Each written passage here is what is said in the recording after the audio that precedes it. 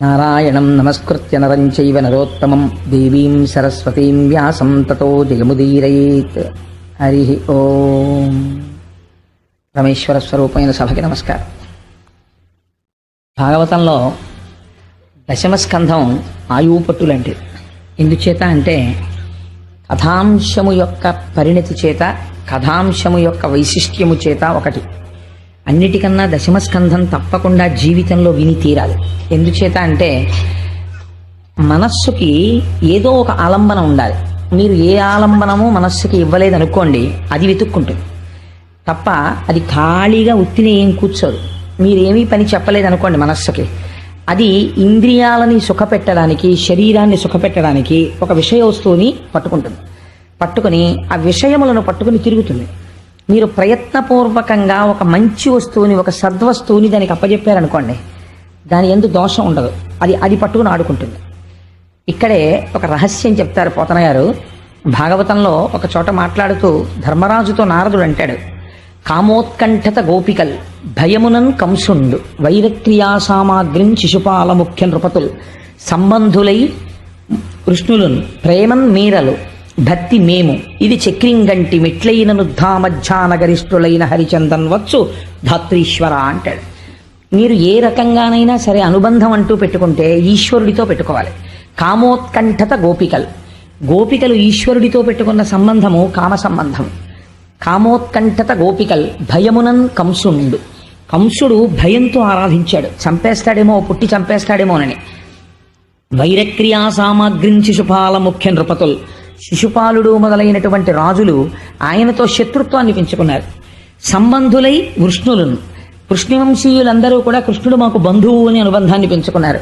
ప్రేమన్ మీరలు అంటే నారదుడు ధర్మరాజుతో చెప్తున్నాడు, మీరందరూ కూడా ఆయన్ని ప్రేమతో ఆరాధన చేశారు. భక్తి మేము ఆయన్ని భక్తితో ఆరాధించాం అంటే నారదుడు. భక్తి మేము ఇది చక్రింకంటివి, ఇలా మనందరం కూడా కృష్ణ పరమాత్మతో అనుబంధం పెట్టుకున్నాం. ఎట్లైన నుద్ధామధ్యానగరిష్ఠులైన హరిచందన్ వచ్చు ధాత్రీశ్వర. ఏ రకంగా ఈశ్వరుడితో అనుబంధం పెట్టుకున్నా ఈశ్వరుణ్ణే చేడుతాం. పసిపిల్లవాడు తెలియక దీపాన్ని ముట్టుకున్నాడు, చెయ్యి కాలుతుంది. మధ్య వయస్కుడు ముట్టుకున్నాడు, చెయ్యి కాలుతుంది. పరమవృద్ధుడు ముట్టుకున్నాడు, కాలుతుంది. జ్ఞాని ముట్టుకున్నాడు, కాలుతుంది. ఎవరు ముట్టుకున్నా కాల్చడం దీపం యొక్క స్వభావం. ఏ భావనతో ముట్టుకోండి, అయ్యో దీపం ఎంత బాగుందో అని వేలు పెట్టినా కాలుతుంది. మీరు పరాకుగా ఉండి ముట్టుకున్నా కాలుతుంది. కాల్చడం దాని స్వభావం. అలాగే ఉద్ధరించడం ఈశ్వరుడు యొక్క స్వభావం. అందుకని మనస్సుని ప్రయత్నపూర్వకంగా లౌకికమైనటువంటి అనుబంధాలలోంచి ఈశ్వరుడి వైపుకి తిప్పి పెట్టారనుకోండి. తిప్పి పెట్టడం అంటే చాలామందికి ఒక దురభిప్రాయం ఉంటుంది ప్రపంచంలో. మనస్సుని తిప్పి ఈశ్వరుడు యందు పెట్టడం అంటే సంసారాన్ని వదిలిపెట్టేయడం అండి అని. అలా ఏం ఉండదు. ఇది ఎలా ఉంటుందంటే, మీ ఇంట్లో 8 పంపులు ఉంటాయి. సింక్లో ఒక పంపు ఉంటుంది, వాష్ బేసిన్లో ఒక పంపు ఉంటుంది, స్నానం చేసేటప్పుడు బాత్రూంలో ఒక పంపు ఉంటుంది. సెల్ ఫోన్స్ కట్టేయండి సార్. ఆ తర్వాత మీరు సెల్ ఫోన్ తీసుకొచ్చి ఇక్కడ మాట్లాడితే 100 మందికి డిస్టర్బెన్స్ ఉంటుంది భాగవతానికి సెల్ ఫోన్ అవసరమా? అంత సెల్ ఫోన్ మీకు వస్తుందనుకుంటే బయట నుంచోండి వెళ్ళి. కాబట్టి ఎక్కడో సింక్లో ఓ పంపు ఉంటుంది, వాష్ బేసిన్లో ఓ పంపు ఉంటుంది, బాత్రూంలో ఓ పంపు ఉంటుంది. ఇన్ని పంపుల్లోనూ నీళ్లు రాలేదనుకోండి, రాకపోతే ప్రతి పంపు గొట్టంలోనూ నీళ్లు పోయిరు. పైన ఉన్న ఓవర్ హెడ్ వాటర్ ట్యాంక్లో నీళ్లు పోస్తారు. ఓవర్ హెడ్ వాటర్ ట్యాంక్లో నీళ్లు పోస్తే అన్ని పంపుల్లోకి నీళ్లు వస్తాయి. అలాగే మీరు ఎన్ని రకాలైన అనుబంధాలతోనైనా సంసారంలో ఉండొచ్చు. శాస్త్రం ఏం చెప్తుందంటే, భార్యతో ఉంటాడు సంసారంలో, పరమ ప్రీతితో భార్య యందు సంతోషంగా ఉండొచ్చు. ఎన్ని మాటలు మీరు భార్యని ముద్దుగా చూసినా ఒక మాట మర్చిపోకూడదు, లక్ష్మీదేవి అనుగ్రహంతో నాకు ఇటువంటి ఇల్లాలు దొరికింది అనుకుంటూ ఉండాలి. ఈ భావన మనస్సులో పెట్టుకుని మీరు ఎంతగా సంతోషంగా కదలండి. ఇదంతా అమ్మవారి అనుగ్రహం, నాకు ఇంత చక్కటి భార్య, ఇంత ప్రేమ కలిగిన భార్య, నా వంశాన్ని పెంచిన భార్య అని మీరు మనసులో అనుకుంటూ, ఇదంతా అమ్మవారి అనుగ్రహం అనుకుంటూ భార్యతో ఉండండి. ఏ దోషం ఉండదు. నా బిడ్డడికి ఓ మంచి సీట్ వచ్చింది, ఈశ్వరానుగ్రహం. ఆయన మేధస్సునిచ్చాడు, చక్కగా ఆరోగ్యాన్ని ఇచ్చాడు, వాడు చక్కగా చదువుకుంటున్నాడు, వృద్ధిలోకి వస్తున్నాడు, ఇది ఈశ్వరానుగ్రహం. మీరు ఒక మంచి మధుర పదార్థం తిన్నారు, ఈ మధుర పదార్థం చాలా మంది తినలేరు, కానీ తినగలిగే అదృష్టాన్ని నాకు ఈశ్వరుడు ఇచ్చాడు. ఏది చేసినా ఈశ్వరుడితో అనుసంధానం చేసుకుంటూ ఉండడం. ఈ చేసుకోవడం వస్తే ఓవర్ హెడ్ వాటర్ ట్యాంక్ నింపుకుని అన్ని పంపుల్లోంచి నీళ్లు పొందడంతో సమానం అవుతుంది అది. కాబట్టి ఇందులో ఏ ప్రేమ భావన చేత మంచిది, మిగిలినవి కూడా మంచివే, నేను కాదన్ను, అది కూడా ఈశ్వరుణ్ణి చేరుస్తాయి. కానీ ప్రతి క్షణం నరకమే. ఈశ్వరుడితో శత్రుత్వం పెట్టుకుని కూడా ఈశ్వరుణ్ణి పొందిన వాళ్ళు ఉన్నారు. హిరణ్యకశిపుడు పొందాడు. కానీ భగవంతుడితో శత్రుత్వం పెట్టుకుని బతికినటువంటి బ్రతుకు 10 మంది చేత అసహ్యింపబడుతుంది. అలా బ్రతకకూడదు. ఈశ్వరుడు యందు ప్రేమతో బ్రతికిన బ్రతుకు 10 మంది చేత ఆదరింపబడుతుంది, మంచి సద్బుద్ధినిస్తుంది, ఇహమనందు మంచి నడువడినిస్తుంది, పరమునందు ఈశ్వరుని యొక్క అనుగ్రహాన్ని కటాక్షించి ఆయన యొక్క పాదములు చేరుకునేటటువంటి అదృష్టాన్ని కటాక్షిస్తుంది. కాబట్టి సాత్వికమైనటువంటి భక్తి అన్నిటిలోకి చాలా గొప్ప భక్తి. ఈ భక్తితో ఉండడానికి, ఈశ్వరుణ్ణి పట్టుకోవడానికి మీకు ఒక ఆలంబనం కావాలి. మీరు ఏమీ వినకుండా, అసలు భగవత్ స్వరూపం గురించి ఏమీ తెలియకుండా భగవంతుణ్ణి పట్టుకో అని మీరు మనసును అన్నారనుకోండి, అది ఎలా పట్టుకుంటుంది? పట్టుకోదు. మీకు లోపల అది బాగా పట్టుకోవాలంటే అందరికన్నా బాగా సులభుడై రావాలి పరమాత్మ. లేకపోతే ఆయనకి ఏమి కర్మండి? ఒక పసిపిల్లవాళ్లే పుట్టి పశువుల వెంట పరిగెత్తి, ఆవుల వెంట పరిగెత్తి, దూడల వెంట పరిగెత్తి, చోరలీల చేసి ఎందుకన్ని లీలలు చేశాడు అంటే, ఈ లీలలు చేయడం వెనకాతల అంతరార్థం ఏమిటంటే, మీకు దాని లోపల ఉన్న రహస్యం అర్థం అవ్వచ్చు, అర్థం అవ్వకపోవచ్చు. కనీసం బాహ్యంలో ఆ కథ మనస్సుని పట్టుకుందనుకోండి, పట్టుకుంటే మనస్సు అస్తమానం తరచి తరచి తరచి తరచి దాని గురించి ఆలోచిస్తుంది. ఆలోచించినప్పుడు పట్టుకున్న వస్తువు దేన్ని పట్టుకుంది? కృష్ణుడిని పట్టుకుంది. రసోవై సహా అని పేరు ఆయనకి. కాబట్టి అది ఏ ఫలితాన్ని ఇస్తుంది? ఈశ్వరుడి దగ్గరికే చేరుస్తుంది. మనస్సుకి అపారమైనటువంటి తృప్తిని, ప్రశాంతతని కల్పిస్తుంది. కాబట్టి దశమస్కంధం భాగవతంలో ఆయువు పట్టు అనడానికి కారణం, భాగవతంలో దశమస్కంధంలోకి వచ్చేటప్పటికే కృష్ణ పరమాత్మ యొక్క ఆవిర్భావాన్ని, లీలల్ని విశేషమైనటువంటి వర్ణన చేశారు వ్యాస భగవానుడు. ఆంధ్రీకరించి పోతన గారు మనకు ఉపకారం చేశారు. నవమస్కంధంలో ఒక గమ్మత్తు చేశారు. నవమి నాడు రామచంద్రమూర్తి పుట్టారు. దశమస్కంధాన్ని ప్రారంభం చేసే ముందు నవమస్కంధంలో రామాయణం చెప్పారు వ్యాసుల వారు కానీ పోతన గారు కానీ. నవమస్కంధంలో ఎక్కువ భాగం యథార్థానికి రామచంద్ర ప్రభువు యొక్క సంకీర్తనమే. కానీ నేను దాన్ని అంత విపులంగా మళ్ళీ ఎందుకు స్వీకరించలేదంటే, ఇతపూర్వం మనం అందరం ఇక్కడ రామాయణం చెప్పుకుని ఉన్నాం కాబట్టి ఆ రామాయణం చెప్పుకున్నటువంటి ఫలితాన్ని, ఆ రామాయణం చెప్పుకున్నటువంటి పరిస్థితిని భాగవతాంతర్గతం చేసి తీరుతాడు రామచంద్రమూర్తి. ఆయన కృపాకటాక్షములు ఉన్నవాడు కాబట్టి మనం ఇంకొక స్కంధం వైపుకి నడవడానికి అవకాశం ఉంటుంది అని రామాయణంలో నవమస్కంధంలో ఉన్న రామాయణాన్ని పక్కన పెట్టడం జరిగింది. అంత మాత్రం చేత నేను దానిని విడిచిపెట్టినట్లు కాదు. అందుకని నేను ఒక 4 వాక్యములలో రామాయణాన్ని పూర్తి చేసేసాను అనుకోండి, పూర్తి చేసేస్తే నేను నవమస్కంధంలో రామాయణం చెప్పేసినట్టే కదా. ఇక్ష్వాకు వంశమునందు జన్మించిన దశరథ మహారాజు గారికి సంతానం లేకపోతే పుత్రకామేష్టి చేస్తే సంతానము కలగడానికి ప్రతిబంధకమైనటువంటి పాపము పరిహరింపబడి యజ్ఞపురుషుని యొక్క అనుగ్రహము చేత లభించిన పాయస పాత్రలోని పాయసాన్ని తన 3 ధర్మపత్నులైన కౌసల్య, సుమిత్ర, కైకేయిలకి పంచి ఇస్తే పుట్టినటువంటి రామలక్ష్మణ భరత శత్రుఘ్నులు నలబడేటటువంటి 4 కుమారుల యందు మహాధర్మాత్ముడైన రామచంద్రమూర్తి పితృవాక్య పరిపాలనం కోసమని తాను వివాహం చేసుకున్న సీతమ్మ తల్లితో కలిసి తండ్రిని సత్యవాక్యమునందు ప్రతిష్ఠితుడిని చేయడం కోసం 14 సంవత్సరముల అరణ్యవాసమునకు బయలుదేరి వెళ్లి అక్కడ శూర్పణఖ యొక్క ముక్కు చెవులు కోసి, మారీచాది రాక్షసుల యొక్క పీచమణచి విశ్వామిత్ర యాగ సంరక్షణం బాలకాండలో చేసి, అక్కసుతో రావణాసురుడు సీతమ్మ తల్లిని అపహరిస్తే ఆ తరువాత అరణ్యకాండలో ఆ కబంధ వధ జరిగిన తరువాత సుగ్రీవుని యొక్క జాడ తెలుసుకుని సుగ్రీవుడితో మైత్రి చేసి వాలిని సంహరించి హనుమ యొక్క సహాయం చేత 100 యోజనముల సముద్రమునకు ఆవల దక్షిణ దిక్కున ఉన్నటువంటి లంకా పట్టణంలో రావణాసురుని యొక్క ప్రమదావనంలో బంధింపబడిన సీతమ్మ తల్లి యొక్క జాడ హనుమ ద్వారా తెలుసుకుని సముద్రమునకు సేతువు కట్టి ఆవలి ఒడ్డుకు చేరి రావణ కుంభకర్ణాది రాక్షసులను తెగటార్చి తిరిగి సీతమ్మ తల్లిని తాను పొంది 11,000 సంవత్సరములు రామచంద్రమూర్తి రాజ్య పరిపాలన చేసి రామరాజ్యమని పేరు తెచ్చి ఎన్నో అశ్వమేధ యాగములు, వాజపేయములు, పౌండరీకములు మొదలైనటువంటి యాగములు చేసి మనిషి ఎలా ప్రవర్తించాలనేటటువంటి దానికి ఒక అద్భుతమైనటువంటి కొలమానమును ఏర్పాటు చేసినటువంటి విశేషమైనటువంటి అవతారము రామావతారము. ఆ అవతారమే, ఆ రామచంద్రమూర్తి యొక్క అనుగ్రహమే పోతన గారి యందు ప్రసరించి భాగవతమును ఆంధ్రీకరించుటకు తోడ్పడినది. ఆ రాముడే కృష్ణ కథ చెప్పించాడు. రాముడు కృష్ణుడు అని ఇద్దరు లేరు కనుక. కాబట్టి నేను నవమస్కంధంలో రామాయణం చెప్పినట్టే కదా. ఎందుచేత అంటే అలాగని రామాయణం విడిచిపెట్టడం ఇష్టం లేదు కాబట్టి రామాయణాన్ని స్పృశించినట్లే ప్రధాన ఘట్టాలు. ఇప్పుడు నేను దశమస్కంధంలోకి వెళ్ళడానికి తలుపు తెరుచుకున్నట్లు కదా. దశమస్కంధాన్ని ప్రారంభం చేస్తూ ఒక మాట చెప్తారు. పూర్వకాలంలో గోరూపాన్ని స్వీకరించి భూమి చతుర్ముఖ బ్రహ్మగారి దగ్గరికి వెళ్ళి ఏడ్చింది. మహానుభావ, భూలోకంలో ఎందరో రాజులు భూమిపతులమనేటటువంటి పేరు పెట్టుకుని పరమ దుర్మార్గమైనటువంటి పరిపాలన చేస్తూ ధర్మమును తప్పి ప్రవర్తిస్తున్నారు.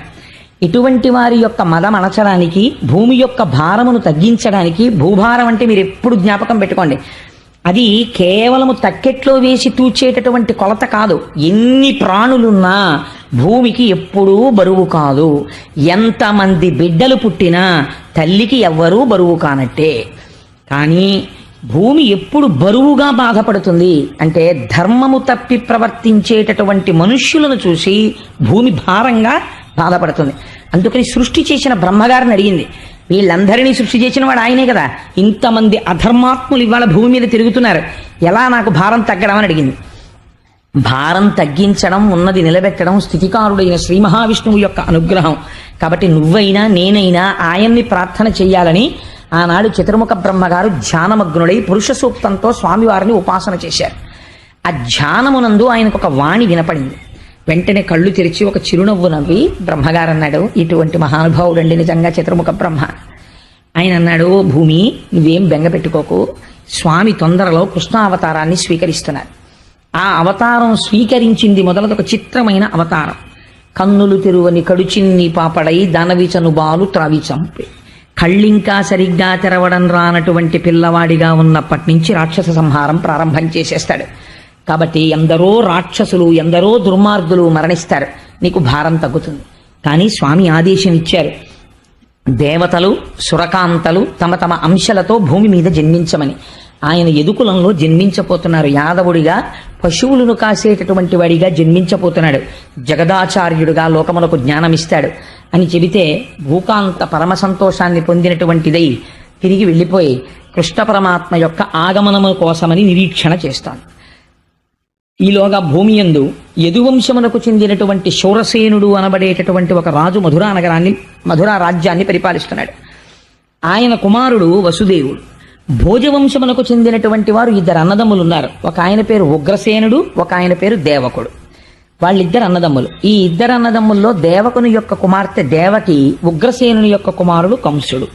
కాబట్టి అన్నదమ్ముల బిడ్డలు కనుక కంసుని యొక్క చెల్లెలు దేవకీదేవి. ఈ దేవకీదేవిని శూరసేనుని యొక్క కుమారుడైన వసుదేవునికిచ్చి వివాహం చేశారు. ఇక్కడే ప్రారంభం అవుతుంది. దశమస్కంధం ఉపనిషద్ రహస్యం. కాబట్టి దశమస్కంధం ప్రారంభంలోనే 1,00,000 టన్నుల ప్రశ్న ఒకటి పడుతుంది. ఆ ప్రశ్న లోపల కానీ వీడిందనుకోండి, విద్యతే హృదయ గ్రంథి విడిపోయినట్టు. కాబట్టి అది చాలా పరమ పవిత్రమైనటువంటి ఆఖ్యానం, కృష్ణ జననం. కాబట్టి మీరందరూ కూడా ప్రశాంత చిత్తులై వినే ప్రయత్నం చేయండి. ఈ దేవకీ వసుదేవులకి వివాహం జరిగిన తరువాత కొన్ని వందల గుర్రాల్ని, బంగారు ఆభరణములతో అలంకరింపబడినటువంటి ఏనుగుల్ని, కొన్ని వేల రథముల నిండా బంగారాన్ని, కొన్ని వందల మంది దాసీజనాన్ని ఏర్పాటు చేసి మహానుభావుడైనటువంటి దేవకుడు తన కుమార్తెని అత్తవారింటికి పంపుతున్నాడు. పంపుతుంటే కొన్ని వేల రథములు అనుసరించి వెడుతున్నాయి రాజమార్గంలో. ఇంకా వెళ్ళడానికి సిద్ధంగా ఉంది రథం. ఈ సమయంలో ఆ రథాన్ని చోదనం చెయ్యడానికి ఒక సారథి ఉంటాడు. ఎవరికో ఒకరికి ఆ బాధ్యత అప్పచెప్తారు కదా. సాధారణంగా రాజులు ఆ రథాన్ని నడపరు. ఇలాంటి సమయంలో కంసుడు అకస్మాత్తుగా వచ్చాడు. ఆయనకి చెల్లెలంటే మహాప్రేమ, మీరు మర్చిపోకూడదు ఆ విషయాన్ని. ఆవిడ అన్నదమ్ముడి యొక్క, తన తండ్రి గారి యొక్క సోదరుని కుమార్తె అయినా చాలా ప్రేమ దేవకీదేవి అంటే. కాబట్టి ఆయన రథాన్ని నడపడానికి సిద్ధపడ్డాడు. కానీ కంసుడి ప్రేమ చాలా గమ్మత్తుగా ఉంటుంది, మన ప్రేమలాగే ఉంటుంది. అది కూడా కిందటి ఏడాది కనపడినప్పుడు నా బెస్ట్ ఫ్రెండ్ అండి, నా ప్రాణం అంటాడు. వచ్చే ఏడాది కనపడి మీ బెస్ట్ ఫ్రెండ్ ఏడండి అంటే అబ్బాయి తెలుసుకోలేకపోయానండి, వాడికి నాకు ఇప్పుడు మాటలు లేవండి అంటాడు. అలా ఉంటుంది. స్నేహం చిరకాలం వర్ధిల్లేటట్టుగా చెయ్యాలి తప్ప ఇవాళ స్నేహం చేసి రేపు వదలకూడదు. అందుకే స్నేహం నిలబెట్టుకోవడం వశిధారావ్రతం. అందుకే ఎక్కువ మందితో స్నేహం ఉండకూడదు.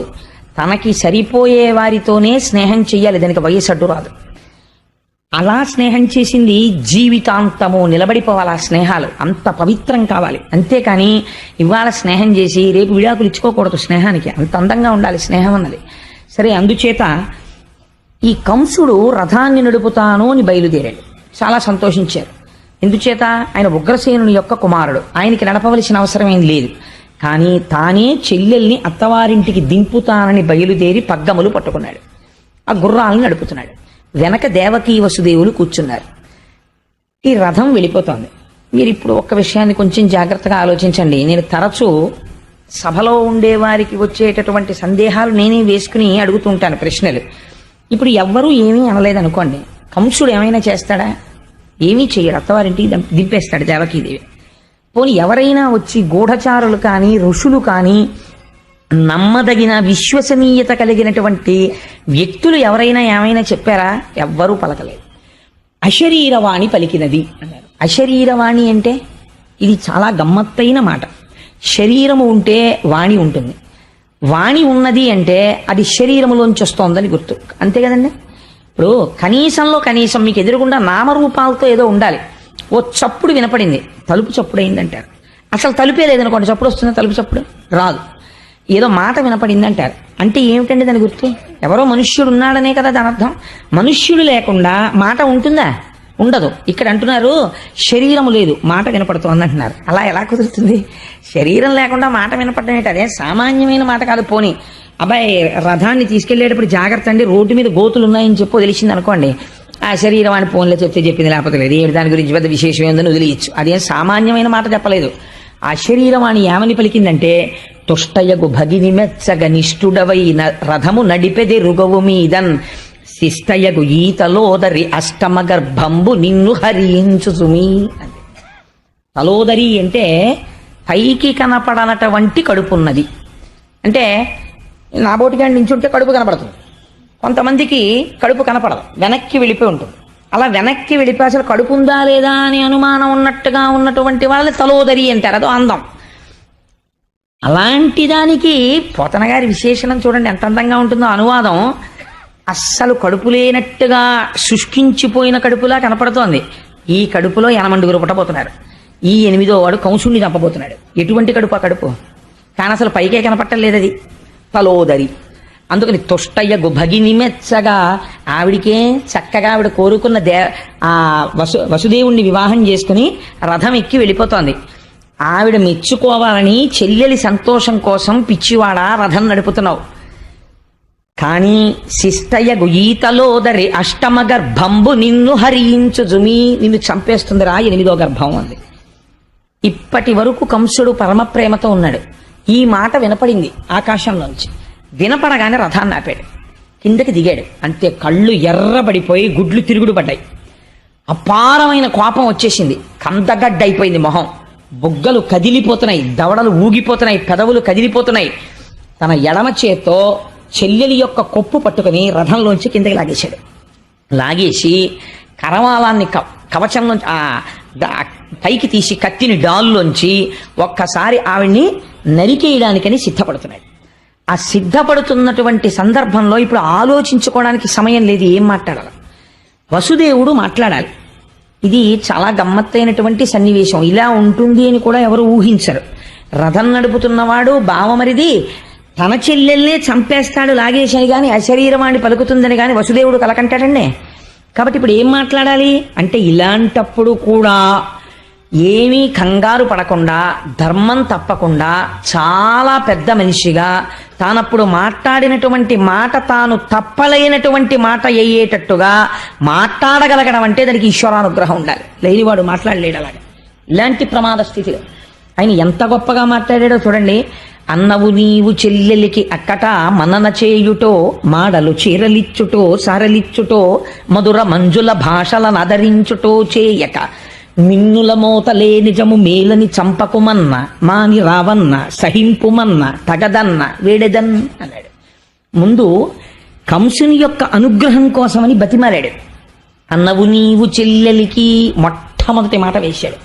ప్రపంచంలో పరమ పవిత్రమైనటువంటి సంబంధాల్లో అన్న అనిపించుకున్నటువంటి రక్త సంబంధం ఒకటి. ఎందుచేత అంటే అన్నగా పుట్టిన వాడికి ఒక మర్యాద ఉంటుంది. ఏమిటో తెలుసా అండి? ఎప్పుడూ కూడా తన బావగారు బ్రతికుండాలని కోరుకోవాలి. బావమరిది బతకగోరుతాడు అని ప్రపంచంలో ఒక సామెత. ఏది పెట్టండి, ఏది పెట్టకపోనివ్వండి, పుట్టింటికి ఆడపిల్ల వచ్చినప్పుడు అన్నగారు కనీసంలో కనీసం నీకు ఐశ్వర్యం ఉండి పెట్టడం ఇష్టం లేకపోతే అక్క చెల్లెలకి పెట్టక్కర్లేదండి శాస్త్రం. ఏమి చెయ్యాలి అంటే కనీసం ఆ ఉన్న పావు గంట నువ్వు మధురమైన మాటలు మాట్లాడాలి. అందుకే అక్క చెల్లెలు వరసతో ఎవరైనా అన్నగా ప్రేమించారనుకోండి, ఆ అక్క చెల్లెలి యొక్క అభ్యున్నతినే కోరాలి. కాబట్టి మధుర మంజుల భాషలనాదరించుటో, నువ్వు అన్నవి కాబట్టి రథం తోలడానికి వచ్చావు. కాబట్టి నువ్వేం చెయ్యాలి? అక్కట మన్నన చేయుటో, నీ చెల్లెల్ని సంతోషపెట్టాలి. చీరలు సారెలు మడలిచ్చుటో, ఆవిడకో చీర పెట్టాలి, సారె పెట్టాలి, ఏమైనా బహుమానం ఇవ్వాలి. పోనివేమీ నువ్వు ఇవ్వద్దు. మధుర మంజుల భాషలనాదరించుటో, చక్కటి మాటలు 4 మాట్లాడాలి. అమ్మా చెల్లెమ్మ చెల్లెలికి ఉన్న చాలా గొప్ప విశేషం ఏమిటో తెలుసా అండి? మరి అది ఆ కోమలత్వం స్త్రీకి ఈశ్వరుడు సహజంగా ఇచ్చాడేమో నాకు తెలీదు. ఒకటి, అమ్మా అన్న మాటకి పరవశం అయిపోతారు వాళ్ళు. 2, చెల్లెమ్మ అనండి, వాళ్ళు ఎంత భద్రత ఫీల్ అయిపోతారు. మీకు ఏ పరిచయం అక్కర్లేదు. రైల్లో ఎవరో కనపడ్డారనుకోండి, చెల్లెమ్మ ఒకసారి ఆ పుస్తకం చూడొచ్చా అన్నారనుకోండి, ఆవిడ చేతిలో ఉన్న పుస్తకం మీకు తోచక, అంతే వాళ్ళు ఎంత భద్రతగా సంతోషిస్తారో. పర్వాలేదు, మనకి హైదరాబాద్ వెళ్ళే వరకు అన్నయ్య దొరికాడు అనుకుంటారు. మరి ఏమిటో తెలియదు, వాళ్ళ మనస్సుల్లో అంత కోమలత్వం ఉంటుంది. దీన్ని జ్ఞాపకం చేస్తున్నాడు వసుదేవుడు. అన్నవు నీవు చెల్లెలికి కనీసం మధుర మంజుల భాషలనాదరించుటో, మంచి మాటన్నా మాట్లాడద్దాయా? పోనీ చంపేస్తానంటున్నావు. దేనికి చంపేస్తానంటున్నావు? మిన్నుల మోతలే నిజము. ఎటువంటి ట్రాన్స్లేషనో చూడండి పోతన గారిది. మిన్నుల మోత అంటే గాలిమాట. అది ఎక్కడి నుంచి వచ్చింది? శరీరం లేదుగా. గాలి మాటలు నమ్మి అక్క చెల్లెల్ని చంపేస్తావా? రేపు పొద్దున నేను ఏమంటుందయ్యా ప్రపంచం? భోజవంశంలో పుట్టాడు కంసుడు, అరివీర పరాక్రమం కలిగిన వాడు. ఓ చెల్లెల వల్ల 8వ గర్భానికి చచ్చిపోతావని వినపడింది ఎక్కడో గాలిమాట. ఇంకా పాదాల పారాణి ఆరని ఆడపిల్లని చంపేశాడు అని లోకం చెప్పుకుంటుంది. ఎంత మహాపాపం అయ్యా అది. అందుకని వధింపకుమన్నా, తొందరపడి చంపకు, సహింపుమన్నా ఓర్చుకో, వేడేదన్ నిన్ను అభ్యర్థిస్తున్నానయ్యా అన్నాడు. అంటే ఆయన అన్నాడు, అది మిన్నుల మోతో ఆధికారిక వాక్యమో నాకు అనవసరం. నేను చచ్చిపోతాను ఈవిడ కడుపున పుట్టిన 8వ పిల్లాడి వల్ల నాకు వినపడింది, నేను చంపేస్తానన్నాడు. అంటే ఇప్పుడు వసుదేవుడు అన్నాడు, ఏమిటో బావా చంపేస్తాను అంటున్నావు. నీ అదృష్టం కొద్దీ నీ చావుకో కారణం తెలిసింది. ఈ పిల్లకి పుట్టేటటువంటి 8వ కడుపున పుట్టేటటువంటి వాడు నిన్ను చంపుతాడు అని నీకు తెలిసింది. ఒకవేళ తెలియలేదు, లేదా నువ్వు ఈ పిల్లని చంపేశావు, నీకు చావు రాకుండా ఉంటుంది అని నాకు చెప్పు. ఇది అడిగాడు వసుదేవుడు. భాగవతం ప్రారంభం ఏ ప్రశ్నతో చూడండి. అందుకే పరీక్షిత్ అన్నాడు, ఇది విని నాకు చావు భయం పోయింది, కానీ నేను బతికున్నన్నాళ్ళు ఈ కథలు వినాలన్న కంగారుగా ఉంది, తొందరగా చెప్పి అయిపోతుందేమో భాగవతం నాకు బెంగగా ఉంది అన్నాడు. చూడండి పరీక్షిత్ ఏ స్థితిని పొందేశాడు. మరణ భయం పోయింది ఆయనకి. ఇంకొకడు మరణ భయం పొందుతున్నాడు కంసుడు. మరణ భయం పొందుతున్న వాడి కథ వింటూ మరణ భయాన్ని పోగొట్టుకుంటున్నాడు పరీక్షిత్. మరణం అంటే ఏమిటి బావా, నువ్వు మరణం వస్తుందని విలవిల్లాడిపోతున్నావు కదా. నేను ఒక్క మాట చెప్పనా, చాలా తేలిగ్గా చెప్పేస్తాను నీకు మరణం అంటే ఏమిటో. ఇక్కడ పెద్ద భూమి ఉంటే కాస్త మట్టి తీసి ఇక్కడ ఎట్టుకుని పిల్లలకి చెయ్యి చాపి చిన్నప్పుడు ఏంటంటే ఇల్లు కడిగి, ఏదో కాళ్ళు కడిగి, చేతులు కడిగి, ఆకేసి, పప్పేసి, అన్నం వేసి అంటారు. అలా ఇందులో కాస్త మట్టి తీసి ఇందులో పెట్టి, ఇందులో నీళ్లు తీసి బ్రహ్మాండంలోంచి ఇందులో పెట్టి, ఇందులో ఆకాశం తీసి ఇందులో పెట్టి, ఇందులో వాయువు తీసి ఇందులో పెట్టి, ఇందులో అగ్ని తీసి ఇందులో పెట్టి, ఈ 5 కలిపి 5 కొంచెం సేపు నీళ్లలో బుడగలా తిరిగి, ఆ తర్వాత బుడగ పగిలిపోయినట్టు ఇందులో ఉన్నటువంటి భూమి అందులోకి వెళ్ళిపోయి, ఇందులో ఉన్న అగ్ని అందులోకి వెళ్ళిపోతే అదే మరణం. ఏముందని పెద్ద విశేషం ఏముంది? అసలు లోపల ఉన్నది ఎప్పుడూ ఉంటుంది, బయటికి వెళ్ళిపోతుంది. ఇది వెళ్ళిపోతుంది. మళ్ళీ ఎలా వెళ్ళిపోతోంది అంటే వసుదేవుడు అన్నాడు, ఆ వెళ్ళడం కూడా ఎలా వెళుతుందో తెలుసా? వెళ్ళిపోయే ముందే తాను మళ్ళీ పుట్టవలసినటువంటి జన్మని, ఉపాధిని వెతికేసుకుంటుంది స్మరణ చేత. ఇది చాలా ముఖ్యమైన మాట, మీరు గుర్తుపట్టాలి. స్మరణ చేత. ఎందుకని? మనస్సుకి ఏదో అలవాటు అవుతుంది, సంస్కారం. అస్తమానం ఈశ్వరుడు గురించి వినడం అలవాటు అనుకోండి, భగవంతుడి గురించి చెప్పడం అలవాటు అనుకోండి, భాగవతం చదువుకోవడం అలవాటు అనుకోండి, వాడి వెళ్ళిపోయేటప్పుడు కూడా వాడి సంస్కారం అక్కడే ఉంటుంది. కాబట్టి వాడు ఉత్తర జన్మలో ఏమవుతాడో తెలుసా అండి, ఒక మహాపండితుడికి కొడుగ్గా పుట్టి చిన్నతనం నుంచే అన్ని నేర్చేసుకుని పరవశించిపోయి ఈశ్వరుడు గురించి చెప్పుకుంటూ ఈశ్వరుడిలో కలిసిపోతాడు. ఒకడికి ఐశ్వర్యం మీద ఉండిపోయింది భ్రాంతి, మార్కండేయ పురాణం నిర్దాక్షిణ్యంగా చెప్పింది. వాడు ఏమవుతాడో తెలుసా అండి, పునర్జన్మ ఇచ్చే ముందు ఆఖరి ఆలోచనని బట్టిస్తాడు ఈశ్వరుడు. ఐశ్వర్యం గురించి ఆలోచించిన వాడికి ఏమిస్తారో తెలుసా అండి, తల పగిలి చచ్చిపోవలసిన జన్మిస్తారు. అంటే తేలు కానీ, జిర్రి కానీ, పాము కానీ ఇలాంటివి పుట్టి మందసాల కింద చేరుతాయి.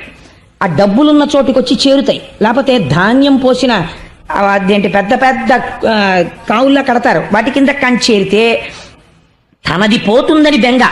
ఎవడో వస్తాడు అక్కడికి, అమ్మో నాది పట్టుకుపోతాడేమో అని బయటకు వస్తాడు. కర్ర పెట్టి కొట్టి తల పగిలేట్టు కొడుతుంటారు. ప్రాణం తోకలోకి వెళ్ళిపోతూ అప్పుడు అనుకుంటాడు, ఈ మాత్రం దానికా ఇంత కష్టపడ్డాను, ఎవరికీ కనపడకుండా దాక్కుని తిరిగాను కొడుకులకి రక్షిద్దామని, తల పగల కొట్టించేశాడు కొడుకు అంటాడు. ఇప్పుడు మళ్ళీ ఇంకో ఉపాధిలోకి పోతాడు. ఎంత చిత్రమో చూడండి. తన భార్య పక్కన పడుకుని ఇంకొక స్త్రీ గురించి ఆలోచిస్తాడు, గోడ మీద బల్లిగా వస్తాడని చెప్పింది మార్కండేయ పురాణం. కాబట్టి ఏమవుతుంది అంటే, ఒకడు ఈశ్వరుడు గురించి స్మరిస్తూ ఉంటాడు. వాడు ఉత్తర జన్మల్లో హాయిగా ఒక మహాపండితుడు కడుపున పుట్టి ఏ లోటు లేకుండా 7 ఏళ్ళు 8 ఏళ్ళు వచ్చేటప్పటికి అపారమైన పాండితీ ప్రకర్షతో ఐశ్వర్యానికి లోటు లేకుండా 10 మందికి పెడుతూ తాను తింటూ భగవంతుడి గురించి చెప్పుకుంటూ సార్థకత పొంది ఈశ్వరుడిలోకి వెళ్ళిపోతాడు. స్మరణ ముఖ్యం బావా. నువ్వు ఇలా బతుకుతానని దేహం మీద మమకారం పెట్టుకుంటే ఏమైపోతావో తెలుసా ఒకనాటికి? గొంగళి పురుగు యొక్క నడకని చూస్తే, అందుకే గొంగళి పురుగు సీతాకోక చిలుక అవుతుంది. ఎంత చిత్రం చూడండి. నిద్రపోతే సీతాకోక చిలుక, నడుస్తూనే ఉంటే కాకి తింటుంది దాన్ని. గూడు కట్టేసుకుంటే సీతాకోక చిలుక అయిపోతుంది. ధ్యానంలో ఉంటే నువ్వు ఈశ్వరుడి పాదాల దగ్గరికి వెళ్ళిపోయి నిలబడిపోతే షట్పదం అయిపోతావు. కాబట్టి ఏమైపోయింది, ఆ స్మరణల యందు శరీరాన్ని విడిచిపెట్టే ముందు గబగబా మనస్సు ఏం చేస్తుందంటే ఈ పంచేంద్రియాలని మూట కట్టుకుంటుంది. ఈ కళ్ళు, ముక్కు, చెవులు, నోరు ఇవన్నీ మూట కట్టుకుంటుంది, ఇతుక్కుంటుంది చోటు. అది ఊర్ధ్వముఖంగా వెళ్లే ప్రయత్నం చేస్తుంది, కానీ పుణ్యబలం చాలదు, వెళ్ళలేడు. అందుకని వెనక్కి వచ్చి సమయం అయిపోతూ ఉంటుంది, ఇంకా వెళ్ళిపోవాలి. ఆఖరి ఊపిరి లోపల వెతికి ఏ కన్నం దొరికితే ఆ కన్నంలోంచి పారిపోతాడు. అధోముఖంగా వెళ్ళిపోతాడు. ఒక్కొక్కసారి కళ్ళల్లోంచి వెళ్ళిపోతాడు, ఒకసారి ముక్కులోంచి వెళ్ళిపోతాడు. ఎటు వెళ్ళిపోయాడో తెలియదు, ఎవ్వడికి తెలియదు, పక్కన ఉన్నవాడికి కూడా. ఒక్కొక్కసారి రోమకూపాల్లోంచి వెళ్ళిపోతాడు. వెళ్ళిపోయి మళ్ళీ ఎక్కడికెడతాడు? ఏమీ కంగారు పడక బావా, నేను చెప్తున్నాను. గొంగళి పురుగు పాకే ముందు తన శరీరాన్నంతటినీ కదపదు. శరీరంలో ముందు భాగాన్ని ఇలా పైకెత్తి, మీరు భాగవతం బాగా అర్థం అవ్వాలంటే గొంగళి పురుగుని చూడాలి. అసలు గొంగళి పురుగు ఇలా పైకెత్తి ములగ చెట్ల దగ్గర నిలబడి నేను అప్పుడప్పుడు చూస్తూ ఉంటాను. ఇలా పైకెత్తి ఆకు మీద ఇలా పెడుతుంది. ఎన్ని కాళ్ళుంటాయో పెట్టి ఈ వెనకాతల ఆకు మీద ఉన్న శరీరాన్ని ఇలా ముద్ద కింద లాగుతుంది. లాగితే ఈ ఆకు కొద్దిగా వంగిలా వేళ్లాడుతుంది. మళ్ళీ దాన్ని పట్టుకుని ఇలా ఇలా ఇలా ఎక్కి ఆ ఆకు మించి వెళ్ళిపోతుంది. అలా ఇక్కడ వదులుతూనే ఇంకో దేహంలోకి వెడతాడు బావా. ఈ మాత్రం దానికి ఎంతమందిని చంపేస్తావు? చంపేస్తే ఉండిపోతుంది ఆ శరీరం? ఉండదు, వెళ్ళి తీరుతావు ఇంకో శరీరంలోకి. కానీ చెల్లెల్ని చంపిన పాపానికి అధోగతికి వెళ్ళిపోతావు. ఎందుకు మావ ఈ పని చేస్తావు అంటే కంసుడు అన్నాడు. అంటే ఎంత గొప్ప వేదాంతం అప్పుడు చెప్తే మనసు మారే అవకాశం ఉంటుందో అది చెప్పాడు. 7 రోజులు వినేది పరీక్షిత్తుకి చెప్పారు, 7 క్షణాల్లో వినేది వసుదేవుడు కంసుడికి చెప్పాడు. కానీ వాడి మనస్సు మారలేదు. రామకృష్ణ పరమహంస ఇదే అంటారు. మేకు కొట్టడానికి మీరు మేకు సుత్తి పట్టుకుని గోడ మీద పెడతారు, కొడతారు. గోడ తనంత తానుగా కొంచెం గుల్లగా ఉందనుకోండి, మేకు పెడుతుంది. గోడ ఘనీభవించిపోయి భీమైపోయింది అనుకోండి, ఎంత సుత్తి పెట్టి కొట్టినా మేకు ఉంగుతుంది, కానీ గోడలోకి వెళ్ళదు. అసలు ఇక్కడ ఆర్ద్రత ఉంటే చెప్పినది లోపలికి వెళుతుంది. ఇక్కడ ఏ ఆర్ద్రత లేనప్పుడు సుఖబ్రహ్మ వచ్చి కూర్చున్న భాగవతం బుర్రలోకి ఎక్కదు. కాబట్టి చెప్పాడు వసుదేవుడు వేదాంతం. ఎక్కిందా కంసుడికి? శుకుడు వచ్చి పరీక్షిత్తుకి చెప్పాడు జరిగిపోయిన కథ. ఎక్కింది పరీక్షిత్తుకి, మోక్షం పొందుతున్నాడు. పొందలేకపోయాడు కంసుడు. ఎక్కడొచ్చింది తేడా? ఇక్కడ ఆర్ద్రత లేదు. భాగవతాన్ని నువ్వు కూడా ఆ పరిశీలన చేసుకోవడం మొదలుపెట్టావు. అందుకే దశమస్కంధం మొదటి మెట్టినంటే మారుతుంది భాగవతం యొక్క స్థితి కృష్ణజననానికి ముందు. అందుకని బావా విడిచిపెట్టేసేయి నీ చెల్లెల్ని అంటే ఆయన అన్నాడు, నేను అలా విడిచిపెట్టాను. నువ్వు చాలా తేలికగా మాట్లాడుతున్నావు. ఈ శరీరం అంటే నువ్వు కాదు, దీన్ని విడిచిపెట్టేయి. మరణం అంటే ఏముందంటున్నావు. కానీ నేను మరణమును అంగీకరించను, నేను ఈ అమ్మాయిని చంపేస్తానన్నాడు. అంటే ఇప్పుడు వసుదేవుడు ఆలోచించాడు. కాబట్టి ఇప్పుడు ఏమర్థం అవుతోంది? ఉన్నది ఉన్నట్టు వేదాంతం చెప్తే వీడి తలకెక్కదు. కాబట్టి ఇప్పుడు ఏం చెయ్యాలి? తను ఒక ధర్మం నిర్వర్తించాలి. ఏమిటా ధర్మం? తన భార్యని రక్షించుకోవాలి. జ్ఞానబోధ చేస్తే వాడి బుర్రకెక్కదు.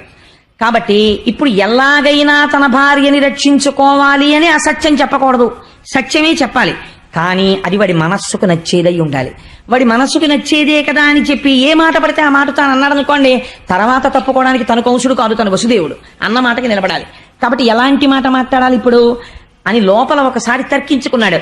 ఆపన్నురాలైన అంగన రక్షించి ప్రాణములు నిలుపుట ముందు మేలు. ఎంత చిత్రమైన మాట మాట్లాడుతున్నాడో చూడండి. ముందసలు నేను తక్షణం చెయ్యవలసిన పని ఏమి అంటే ఈ దేవకీదేవి యొక్క ప్రాణాలు రక్షించాలి. ఆవిడ కాని ఒకవేళ బ్రతికిందా, ఆ ప్రాణములు నిలబడితే రేపేం జరుగుతుందో ఎవరికి తెలుసు? సుతులు పుట్టిననేమి సుతులకు మృత్యు వాలాయమై వెంట వచ్చనేని, బ్రహ్మ వలన వీడు పాటేమి పొందుక ఉండనే సదుపాయమొకటి లేదే, పొంత మాకులవాన్ని దహించకపోయి వహ్ని ఎగసి దవులవాన్ని దహించు భంగి, కర్మ వశమున భవ మృతి కారణములు తెలసి విరగొందయిక నేల తొట్టుపడగా. ఏమి పద్యం అండి నిజంగా. పోతన గారి ఘంటంలోంచి లోపల చేస్తున్నాడు ఈ ఆలోచన. ఏమని? ఆపన్నురాలైన అంగన రక్షించి సుతులనిచ్చెదననుట శుభము నేడు. అసలు ముందు ఈ అమ్మాయిని బతికేటట్టుగా చూడాలి. ఒకవేళ బ్రతికితే రేపేం జరుగుతుంది అన్నది తర్వాత ఆలోచిద్దాం. 8వ గర్భానికి కదా చంపేవాడు, కంసుణ్ణి చంపేవాడు పుడతాడంటున్నాడు. అందుకని ఒక మాట చెప్దాం. నీకు 8వ కడుపున పుట్టేవాడు నిన్ను చంపుతాడు కాబట్టి నీకు అనుమానం ఉంటే పుట్టిన కొడుకులందరినీ నీకు ఇచ్చేస్తాను, చంపేసేయి.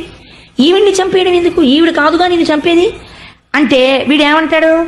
వీడికి కావలసినది ఏమిటంటే వాడి ప్రాణాలతో ఉండడం. కాబట్టి ఇప్పుడు అయితే నీ కొడుకుల్ని ఇస్తావా బావా అంటాడు. నన్ను నమ్ముతాడు, ఎందుకంటే నేను మాట తప్పనని. సుతులు పుట్టిననేమి సుతులకు మృత్యువు వలాయమై వెంట వచ్చనేని, బ్రహ్మ వలన వీడు పాటేమి పొందుక ఉండనే సదుపాయమొకటి లేదే. చతుర్ముఖ బ్రహ్మగారి చేత వీడు నిజంగా నా భార్య 8వ కడుపున పుట్టేవాడి చేత సంహరింపబడాలని రాసినటువంటి విషయము సత్యమే అయితే వీడు ఎలాగో చచ్చూరుకుంటాడు. కాబట్టి అందాక ముందు అసలు భార్యని రక్షించుకోవాలి కదా, అది నా భర్తగా నా ధర్మం కదా. కాబట్టి పిల్లల్ని ఇచ్చేస్తానంటాను, నిజంగా ఇచ్చేస్తాను. భార్యని ముందు రక్షించుకుంటాను. అసలు పిల్లలు పుడతారో పుట్టరో ఎవరికి తెలుసు? వీడు విన్నట్టే నేను విన్నాను. కాబట్టి నేను మాత్రం ఎందుకు అనకూడదు ఈ మాట? కాబట్టి ముందు భార్యని రక్షించుకోవడం భర్త ధర్మం. అందుకని నా ధర్మం నేను పాటిస్తాను. ఆ తర్వాత అంటావా ఏమో అదృష్టాదురదృష్టాలు ఎవరివి ఎలా ఉంటాయో మనకేం తెలుసు. ఎందుచేతంటే పొంత మకులవాని దహించకపోయి వహ్ని ఎగసి దవులవాని దహించు భంగి. అరణ్యంలో 2 ఎండిపోయిన చెట్లు గాలికి రాసుకుంటాయి, నిప్పు పుడుతుంది. పక్కనే ఉంది ఎండిపోయిన చెట్టు. ఈ ఎండిపోయిన చెట్టుని కాల్చడం మానేసి గాలికి అగ్నిహోత్రం వెళ్ళి దూరంగా ఉన్న ఇంకో ఎండి చెట్టులు కాల్చేస్తోంది. ఈ పక్కనే ఉన్న ఎండి చెట్టు బతికిపోతోంది. ఏమనుకోవాలి? అంటే ఇది అదృష్టం అనాలి. అదృష్టం ఎందుకు వచ్చింది? ఎప్పుడో చేసుకున్న కర్మ అనాలి. అంతకన్నా జవాబు ఎక్కడుంది ప్రపంచంలో ఇంకింతకన్నాను? కాబట్టి ఎగసి దవులవాని దహించు భంగి, కర్మ వశమున్న భవ మృతి కారణములు. ఎవడు చేసుకున్న కర్మను అనుసరించి వాడికి జన్మము మరణము వచ్చేస్తున్నాయి. భవమృతి కారణములు తెలసి విరగొందయిక నేల తొట్టుపడగా. ఇది నాకు తెలిసి నేను ఇంకెందుకు భయపడాలి? కాబట్టి నేను నా పిల్లల్ని ఇచ్చేస్తానని వీడితో ఒక మాట చెప్తాను అనుకున్నాడు. అని బావా అయితే నీకో మాట చెప్తాను. ఈ లలనకు పుట్టిన కొమరుని వలనం తెగెదనుచు గగనవాణి పలికెనంచు నీ వలిగితివేని, ఈ జలజాక్షికి కల కొమరుల సంపనిత్తు క్రమమున నీకున్ అన్నాడు. ఎటువంటి ప్రతిజ్ఞ అండిది? బావా పిల్లల వల్ల కదా చచ్చిపోతానంటున్నావు, 8వ కడుపున పుట్టినవాడి చేత. కాబట్టి ఈ దేవకీదేవి యొక్క గర్భము నుండి ప్రతి గర్భములో వచ్చినటువంటి పిల్లవాణ్ణి నీకు తీసుకొచ్చి పుట్టగానే మావి కూడా వదలనటువంటి శిశువుని తీసుకొచ్చి నీకు ఇచ్చేస్తాను, నువ్వు చంపేసి. అప్పుడు నీకు మృత్యువు రాదు కదా. అంతేకాని నీ చెల్లెల్ని చంపడం ఎందుకు? పాపకర్మ కదా. నీకు మృత్యుహేతువుని నువ్వు చంపావనుకో అప్పుడు ప్రపంచం తప్పు పట్టదు. గగనవాణి చెప్పింది అందుకు చంపాడు అంటారు. నువ్వు ధర్మం తప్పక్కర్లేదు, నేను ధర్మం తప్పక్కర్లేదు, విడిచిపెట్టే బావా అన్నాడు. అంటే ఇప్పుడు ఈయనన్నాడు, ఇదేదో బానే ఉందిరా, బానే చెప్పాడు, ఎలా ఉంటుందో చూడండి మనిషి ఆలోచన అని. బావా నువ్వు ఎంత మంచివాడివి, నిజమే పాపం మా చెల్లెల్ని చంపడం ఎందుకు? మళ్ళీ ప్రేమ వచ్చింది వాడికి. ఇలాంటి ప్రేమలు ఎంత తుంటరి ప్రేమలో మీరు ఆలోచించండి. కాబట్టి అవును పాపం మా చెల్లెల్ని చంపడం ఎందుకు బావా, ఏమిటో నాకు ఈ ఆలోచన రాలేదు, నిజమేను బావా నువ్వంటే నాకు చాలా నమ్మకం. ఒక్కొక్కడి సత్యసంధత ఒక్కొక్కడికి చేతకానితనంగా కనిపిస్తుంది, అదో విచిత్రం ప్రపంచంలో. కాబట్టి నువ్వు నీ పిల్లల్ని తీసుకొచ్చి ఇచ్చేస్తావు కదా బావా, మీ ఇద్దరు హాయిగా వెళ్ళిపోండి అంతఃపురానికి అని రథాన్ని వదిలిపెట్టేశాడు. వెళ్ళిపోయారు దేవకీ వసుదేవులు. ఎంతో సంతోషంగా ఉన్నారు. మొట్టమొదట కొడుకు పుట్టాడు. పుట్టగానే ఇప్పుడు ఎవరి మీదకి వెళ్ళింది పరీక్ష? వసుదేవుడి మీదకి వెళ్ళింది. మీరు భాగవతంలో ఒక గమ్మత్తు గమనించాలి. 8వ గర్భాన్న పుట్టేవాడి వలన చచ్చిపోతావని గగనవాణి కంసుడికి చెప్పింది. 8వ గర్భాన పుట్టేటటువంటి పిల్లవాడి వల్ల చచ్చిపోతావంటే వీడికి ఖచ్చితంగా బతకడానికి ఎన్ని ఏళ్ళు టైం ఉందండి? కనీసం 1.5 సంవత్సరాలు చూసినా 12 ఏళ్ళు టైం ఉంది వీడికి. 12 ఏళ్ళు సమయం ఉన్నవాడు నేను చావడానికి వీల్లేదని వీడిని చంపేస్తానంటున్నాడు. 7 రోజుల్లో చచ్చిపోతావురా అన్నవాడు నాకేం బెంగలేదు భాగవతం చెప్పి నేను బతికేస్తానంటున్నాడు. ఎంత ఆశ్చర్యం చూడండి. సమయాన్ని ఈశ్వరుడి వైపుకి వాడడంలో ఉంది గమ్మత్తంతా. కాబట్టి పిల్లవాడు పుట్టగానే వసుదేవుడికి జ్ఞాపకం వచ్చింది, ఇచ్చిన మాట. పిల్లడు పుట్టగానే తీసుకొచ్చి ఇచ్చేస్తాను అని ప్రతిజ్ఞ చేశాను అనుకుని గబగబా పిల్లాన్ని చేత్తో పట్టుకుని పలికిన పలుకుల తిరుగక బొలయక వంచనము లేక సుతుల రిపునకున్ అలగక ఇచ్చిన ధీరుండిల వసుదేవుండు తక్క ఇతరులు కలరే. పుట్టిన పిల్లల్ని చంపడానికి ఇస్తాను అన్న మాట తప్పకుండా సత్యసంధత పాటించడం కోసమని పుట్టిన కొడుకుని పుట్టినట్టుగా మావితో ఉన్న పిల్లాన్ని పట్టుకెళ్ళి కంసుడికి ఇచ్చేశాడు. బావా చంపేశాయి అంటే కంసుడు చూసి అన్నాడు, ఎంత చిత్రంగా ఉంటాయో చూడండి మన ప్రవృత్తులు. ఆ పిల్లవాడిని చూసి వాడికి ధైర్యం వచ్చింది. బావా చూసావా నువ్వు ఎంత మాట తప్పనివాడివో, పిల్లవాడు పుట్టగానే నువ్వే తీసుకొచ్చి ఇచ్చావు, నేను రాలేదు చంపడానికి, నేను రావాలమ్మో పుట్టాడు ఒకటో వాడని, నేను రాలేదు, నువ్వు తెచ్చావు, నాకు అందుకే నువ్వంటే అంత గౌరవం బావా, నువ్వు మాట తప్పవు. కానీ 8వ వాడు కదా బావా నన్ను చంపేది, ఒకటో వాడిని చంపడం ఎందుకు, తీసుకెళ్ళిపోన్నాడు. అంటే వసుదేవుడు లోపల అంతగా నమ్మలేదు కంసుణ్ణి, కానీ పిల్లవాడిని తీసుకుని వెళ్ళిపోయాడు. మీరు ఈ కథ వినండి, చాలా గమ్మత్తుగా ఉంటుంది. ఇందులో ఉన్న వేదాంతం అర్థమైతే ఆశ్చర్యంగా ఉంటుంది. తర్వాత చెప్తాను ఆ తత్వం. వెళ్ళిపోయాడు. వెళ్ళిపోయిన తర్వాత 2వ కొడుకు పుట్టాడు. మళ్ళీ తీసుకొచ్చి ఇవ్వక్కర్లేదుగా, 8వ గర్భాన్ని కదా ఇమ్మన్నాడు, అందుకని ఊరుకున్నాడు. ఇలా 6 పిల్లలు పుట్టారు.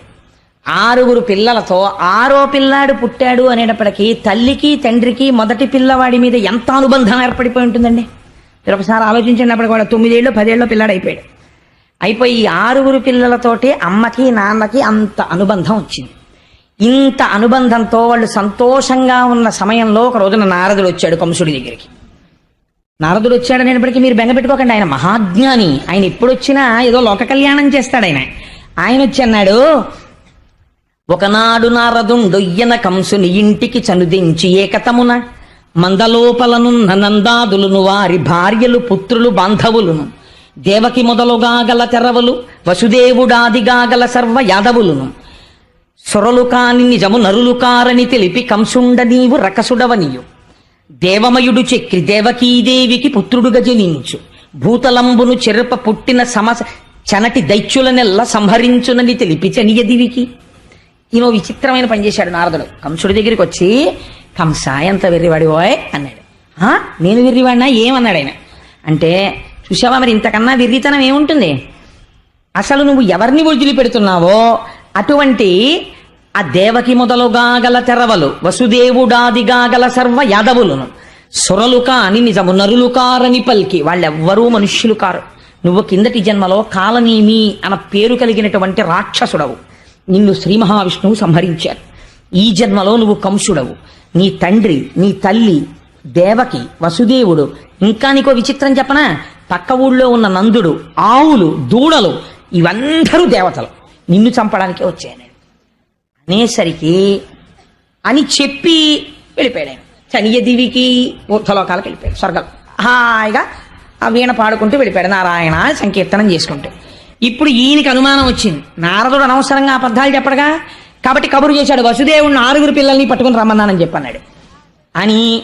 అమ్మ బాబోయ్, ఇందులో ఎవడు విష్ణువాంశతో పుట్టాడో 8వ వాడికి 7 సహాయపడితే నా బ్రతుకు ఏమైపోవాలి, అందుకని ఉన్న వాళ్ళని ఉన్నట్టు సంహరించడం మంచిది అని వాడు చిత్రంగా చంపేవాడు పిల్లల్ని.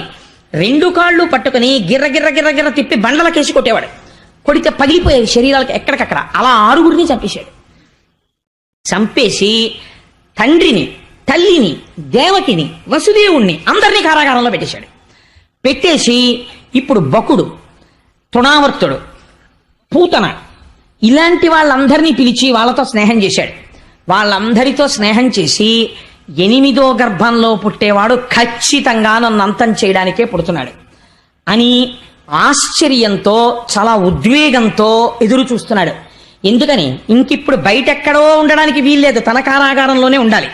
అందులో తర్వాత వస్తున్న గర్భం 7వ గర్భం, 8వ గర్భానికి ముందు గర్భం కాబట్టి జాగ్రత్త పడిపోవాలని దేవకీ వసుదేవుల్ని అత్యంత కట్టుదిట్టమైన కారాగారంలో పెట్టాడు. రోజు తానే వెళ్ళి స్వయంగా చూస్తూ ఉండేవాడు.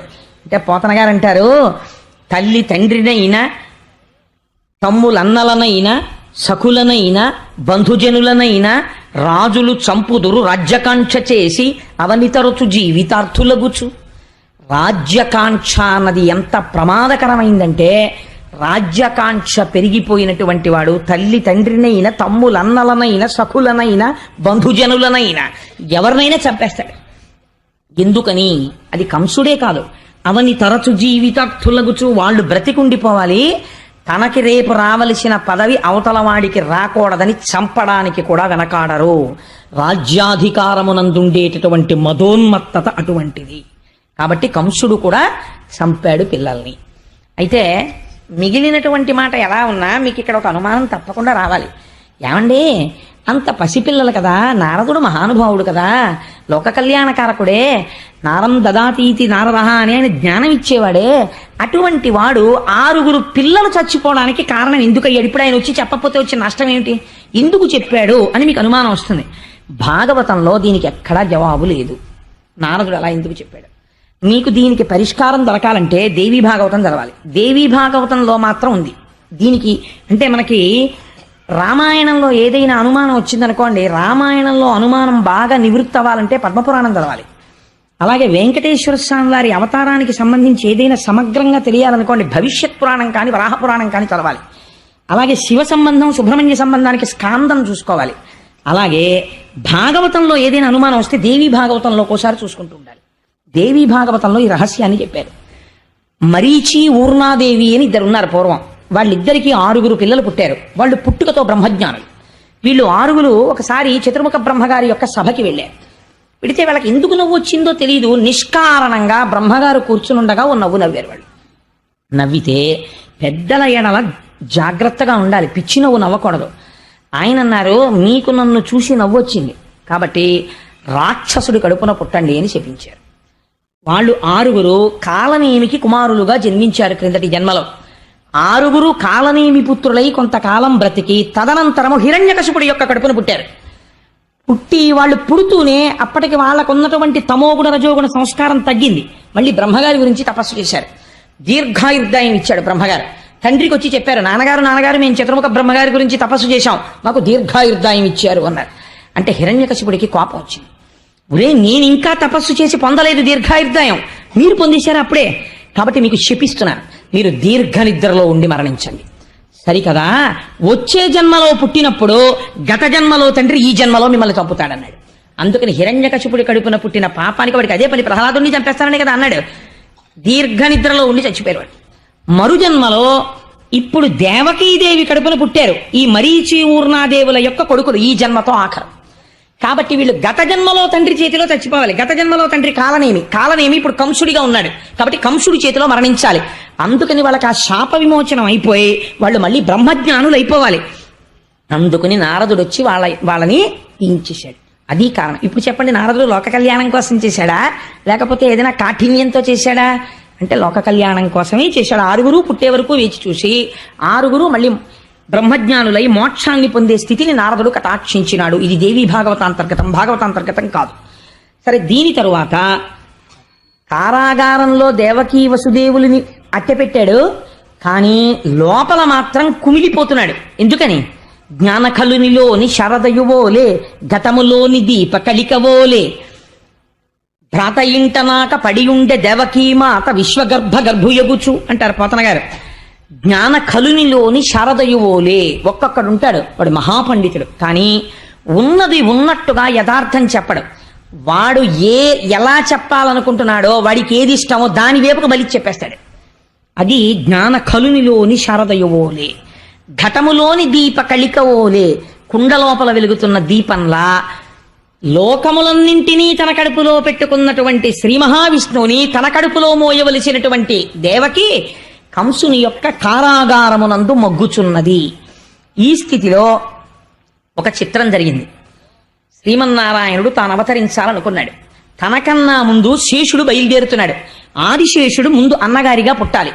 అందుకని యోగమాయని పిలిచాడు. ఆయన యొక్క మాయాశక్తియే ఈశ్వరుడికి, ఈశ్వరుడి యొక్క మాయాశక్తికి అభేదం, వాళ్ళిద్దరూ విడివిడి ఉండరు. ఆ మాయాశక్తిని పిలిచాడు. పిలిచి ఒక మాట చెప్పాడు, నువ్వు భూమి మీదకి వెళ్ళు. అక్కడ కంసుని యొక్క కారాగారంలో దేవకీ వసుదేవులు ఉన్నారు. వసుదేవుని యొక్క భార్యలందరినీ ఖైదు చేశాడు కంసుడు. ఒక్క రోహిణి మాత్రం నందవ్రజంలో నందుడి దగ్గర ఉన్నది. కాబట్టి ఇప్పుడు ఆ వసుదేవుని యొక్క తేజస్సు దేవకీ గర్భంలో ఉంది, 7వ గర్భంగా. అది శేషుడి యొక్క అంశ ఉంది అందులో.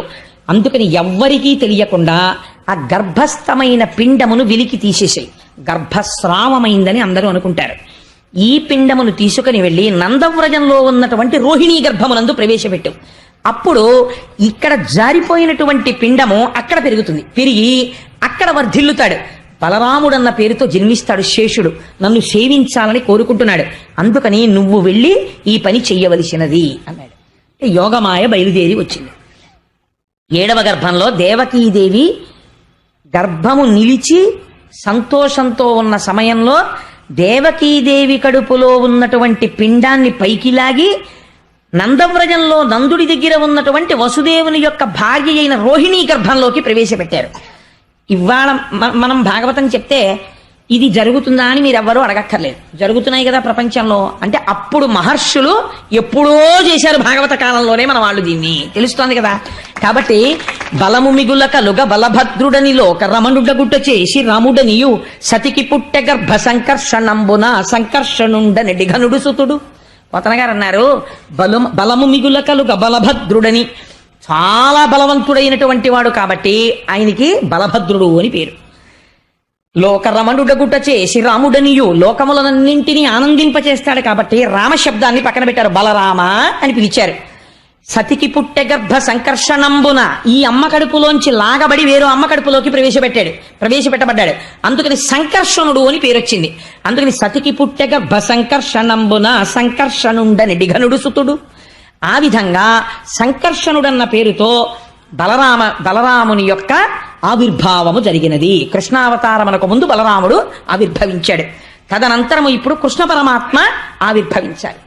ఆయన యొక్క అంశ పూర్ణమైనటువంటి ఆ తేజస్సు బయలుదేరి వసుదేవుడిని ఆవహించింది. వసుదేవుడిలోంచి ఆ తేజస్సు దేవకీ గర్భంలోకి ప్రవేశించింది. నాకు చాలా ఇష్టమైనటువంటి పద్యం ఒకటి ఉంది ఈ భాగవతంలో. ఈ స్థితిలో అంటే నేను ఇలా చెప్పానని తల్లులు వేరొకలా భావించకండి. గర్భిణీ స్త్రీలకి కలిగేటటువంటి వికారములను గురించి ఇళ్లలో అనుకుంటుంటారు. దాన్ని పోతన గారు ఈశ్వరపరం చేశారు. ఎంత గొప్పగా వర్ణన చేశారో చూడండి. సలిల మావిలనాగ జఠరార్భకునిగా నజననికై వడి ఘర్మ సలిల మొప్పే ఒగితేజమాయింతి ఉదరిఢింబకు కొల్వగదిసిన క్రియ దేహ కాంతి మిరయ పవనుడా కొర్మ గర్భస్థుని సేవింపనులపెనా మిక్కిలియార్వులమరే కుంభిని ఆలేమ కుక్షిగున చింపచొచ్చు భంగిని మంటి చొరవదనరే గగన మిందువదన కడుపులో బాలు సేవలకు రూపుమెరసి వచ్చినట్టు బయలు వంటి నడుము బహుళమయ్యను పంచభూతమయుడులోన బొదల సతికి. సాధారణంగా గర్భిణి అయినటువంటి స్త్రీలకి కొంచెం శరీరమునందు బరువు పెరగడం చేత చెమటలు పడుతుంటాయి తరచు. అలాగే శరీరమునందు విశేషమైనటువంటి శ్రమ చేత నిట్టూర్పులు కలుగుతుంటాయి, ఊపిరి భారంగా తీస్తుంటారు. మట్టి తినే అలవాటు కొంతమందికి ఉంటుంది. మట్టి తినాలని, లేకపోతే ఏదో విచిత్రమైనటువంటి కోరికలు పుడుతుంటాయి, అది తినాలి ఇది తినాలి అని. కాబట్టి పోతన గారు అంటున్నారు, పంచభూతాలు ఉన్నాయి కదా, పృథివాపస్తేజో వాయురు ఆకాశాలు. ఇందులో నీటికి కోరిక పుట్టిందిట. ఆ కడుపులో లోకములనన్నింటినీ పరిపాలించేటటువంటి పరబ్రహ్మం ఉన్నాడు. కాబట్టి మేము సేవించద్దు అని జలములు తమ అంశగా వెళ్ళి దేవకీదేవికి చెమటగా మారాయిట. అలాగే అగ్నిహోత్రం ఉంది బయట, తేజస్సు. ఈ తేజస్సు మేము వెళ్ళి స్వామిని అర్చించుకోవాలని దేవకీదేవిలో ఉన్నటువంటి తేజస్సుగా మారి మరింత ప్రౌఢమైందిట. గాలి మేము ఈశ్వరుణ్ణి సేవించాలి కదా అని బాగా లోపలికి వెళ్ళి కృష్ణ పరమాత్మకి తగిలి నమస్కరించి విట్టూర్పుగా పైకొచ్చిందిట. మట్టి లోపల ఈశ్వరుడికి తగలాలన్న కోరికతో దేవకీదేవికి మట్టి తినాలన్న కోరికగా మారి ఆవిడ తింటే లోపలికి వెళ్ళి కృష్ణుణ్ణి సేవించుకుందిట. ఆకాశం పరమాత్మని సేవించుకోవాలన్న కోరిక కలిగి స్వామి శయనించినటువంటి ఈ ప్రాంతం ఉంటుందే, ఇది ఇప్పటి వరకు సన్నని నడుమున్నటువంటి దేవకికి విశాలమైన నడుమైందిట. కాబట్టి ఆకాశం పెరిగిందిట, కృష్ణుణ్ణి సేవిస్తోందిట. ఇలా గర్భిణి అయినటువంటి దేవకీదేవిని కృష్ణుడు కడుపులో ఉన్నందుకు 5 భూతములు సేవించాయన్నారు. ఈశ్వరానుగ్రహం ఎలా ఉంటుందో నిజంగా మహానుభావుడు ఒక గర్భిణీ స్త్రీ పొందేటటువంటి అవస్థని ఈశ్వరానుగ్రహంగా మార్చి దర్శనం చేయడంలో పోతనగారి స్థితిని మీరు చూడండి. ఆ దృష్టికోణం ఉన్నవాడు బ్రహ్మం కాకపోతే ఇంకేమవుతాడండి? అటువంటి పోతనగారి పద్యాలు, అటువంటి ఆంధ్రదేశంలో మనం పుట్టి పోతనగారి పద్యాలు చెప్పుకోకపోతే ఇంకా మనం నిజంగా ఆయనకి వారసులమని ఏ ముఖం పెట్టుకుని చెప్పుకుంటాం? అంతటి మహానుభావుడైన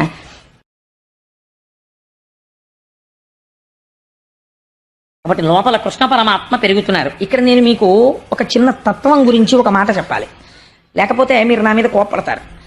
రథంలో బయలుదేరినప్పుడు దేవకీ వసుదేవులు కంసుడు సారథ్యం చేసేటప్పుడు ఆయన మనస్సులో ఏమీ ఖేదభావన లేదు కదా, దేవకి ఎందు ప్రేమతో ఉన్నాడు. మరి అశరీరవాణి ఎందుకు పలికినది అంటే మీరు బాగా జాగ్రత్తగా గమనిస్తే మీకు ఈ తత్వం అర్థమైందనుకోండి, మీకు ఉపనిషత్తు అర్థమైనట్టు. ఏమవుతుంది అంటే ఈ కంసుడెవరు? క్రిందటి జన్మలో కాలనేమి. కాలనేమి అనగా ఏమి?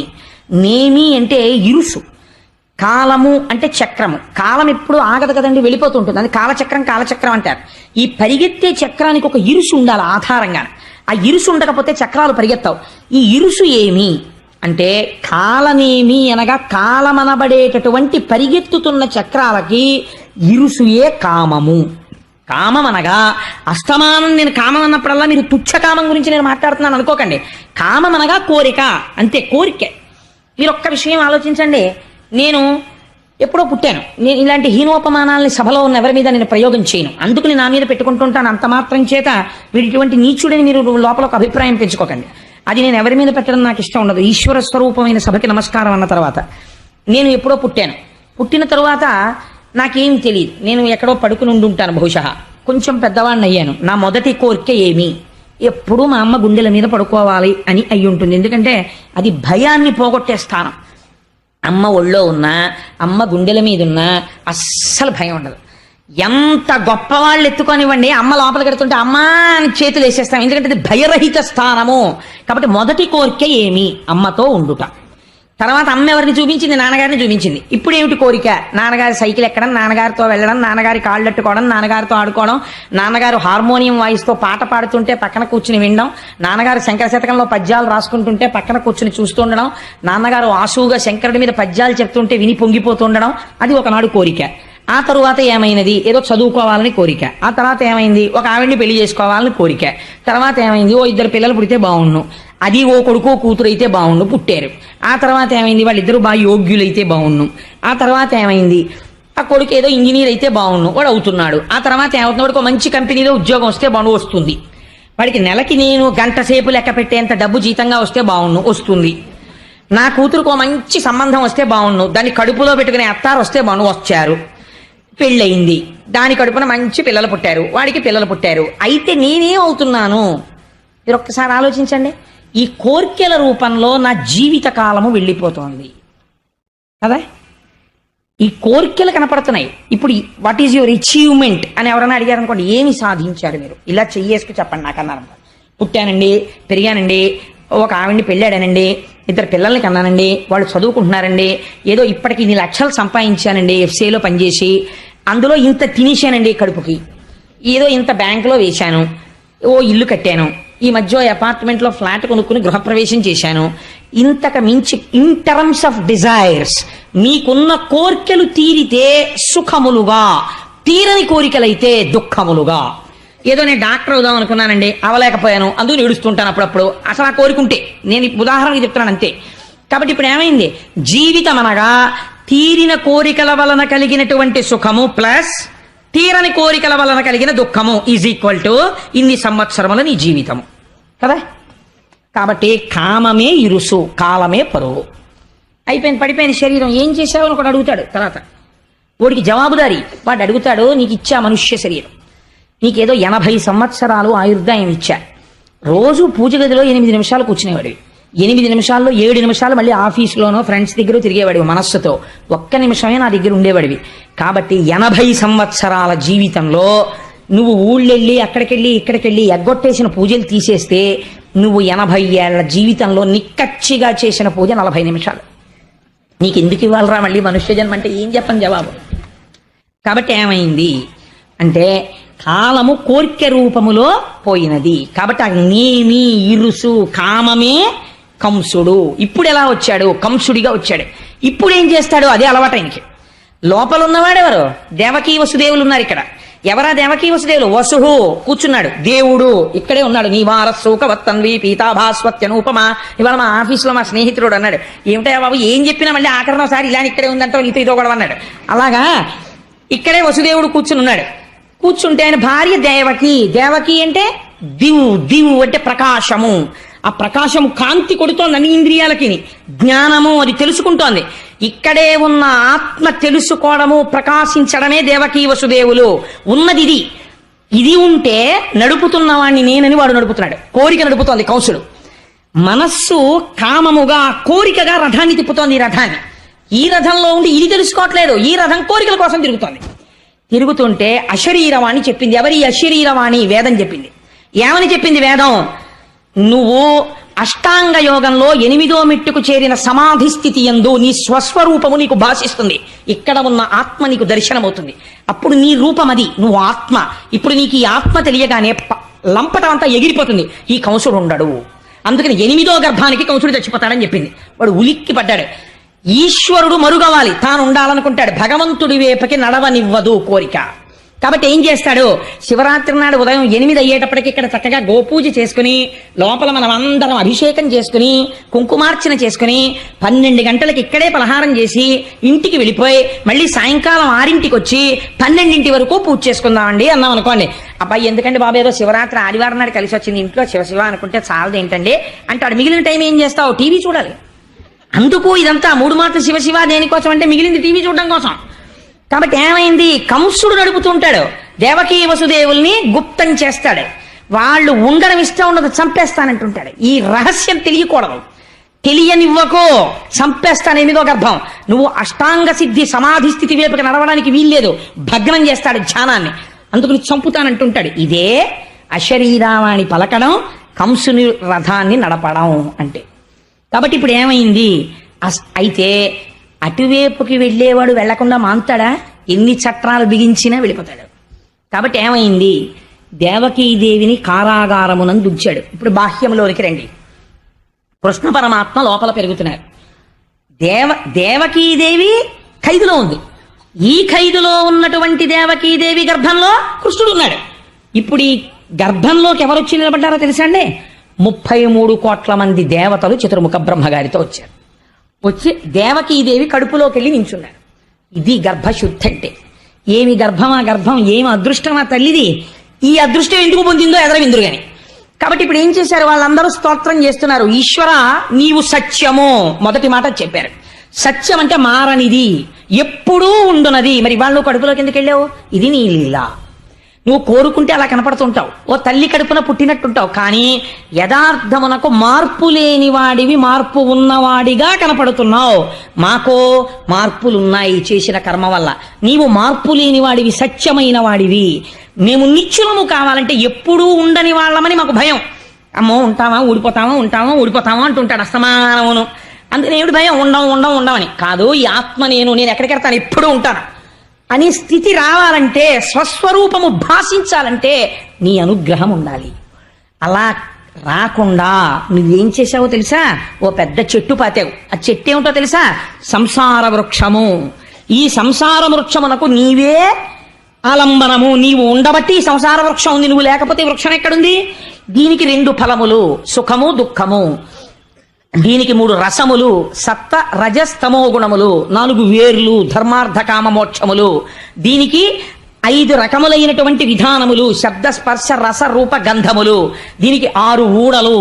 ఆ 6 ఊడలే కామ క్రోధ లోభ మద మోహ మాత్సర్యములు. 7 రకములైన పొరలు, చర్మము, రక్తము, మాంసము, కొవ్వు, అస్థి, శుక్ల, మేధ. దీనికి 8 కొమ్మలు ఈ చెట్టుకి. ఇవే 2 చేతులు, 2 కాళ్ళు, 4 5 నోరు, 6 కంఠము, 7 హృదయము, 8 ఉదరము, ఈ 8 కలిపి 8 కొమ్మలు. ఈ చెట్టుకి 9 తొర్రలు, 2 కళ్ళు, 2 ముక్కులు, 2 చెవులు, 6 నోరు 7 మలద్వారం 8 మూత్రద్వారము 9 తొర్రలున్న చెట్టు. నీ ఆజ్ఞ అయ్యే వరకు ఇందులో 10 వాయువులు, ప్రాణ అపాన వ్యాన ఉదాన సమాన నాగ కూర్మ కృకర ధనంజయ దేవదత్తములు.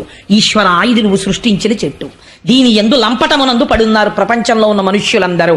దీని మీద 2 పిట్టలున్నాయి. ఒక పిట్ట ఎప్పుడూ ఏమీ తినకుండా సంతోషంగా ఉంటుంది, ఓ పిట్ట ఎప్పుడూ తిని ఏడుస్తుంటుంది. ఏమిటా పిట్ట అంటే, ఒకటి ఆత్మ. ఆత్మయే జీవుడు అన్నవాడే ఆత్మ. కానీ అందులోంచి ప్రతిబింబంలా బయటికి వచ్చి నేను జీవుడనని తిని ఏడుస్తుంటాడు, తినక సంతోషంగా ఉంటాడు పరమాత్మ. ఆయన ఎప్పుడూ ఆనందమే. ఆ పరమాత్మ సాక్షిగా ఉంటాడు, తెలుసుకుంటూ ఉంటాడు. ఇది అసలు స్వరూపం. నీవు అనేక శరీరములను తీసుకున్నావు. ఏ శరీరము తీసుకుని నువ్వు వచ్చినది మాత్రము లోకమును రక్షించడానికే వచ్చావు. అటువంటి మహానుభావుడివి నువ్వు అని వాళ్ళు అన్నారు. ఒక చిత్రమైనటువంటి మాట అన్నారు. మహానుభావా, అయితే ఈ విషయాన్ని అందరూ తెలుసుకోలేరు. ఒక ఈశ్వరుడే లోక కళ్యాణం చెయ్యడానికి ఒకసారి తెల్లగా, ఒకసారి ఎర్రగా, ఒకసారి నల్లగా, ఒకసారి పావులు మెళ్ళో వేసుకొని, ఓసారి 4 ముఖాలతో, ఒకసారి శేషతల్పం మీద పడుకొని ఉంటాడని జ్ఞాపకం ఉండదు.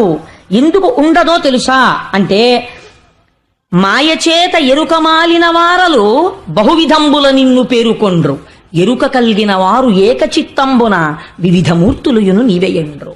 మాయ కమ్మేసిన వాడికి భగవంతుడు ఏదో ఒక రూపంలోనే ఉన్నాడంటాడు, మిగిలినవి భగవంతుని యొక్క రూపాలు కావంటాడు. అంటే వాడు మాయ చేత కట్టబడ్డాడు. మాయ నీ అనుగ్రహంతో వదిలినవాడు ఆ ఈశ్వరుడే ఇన్ని రూపాలతో ఉన్నాడు అనగలుగుతాడు. కాబట్టి ఈశ్వర, నువ్వు ఆ జ్ఞానం ఇవ్వాలి. ఆశ్చర్యం ఏమిటో తెలుసా? నువ్వు నోరిచ్చి నీ నామము చెబితే గట్టెక్కిస్తానంటే నీ నామం చెప్పడం కూడా కొందరికి బరువే.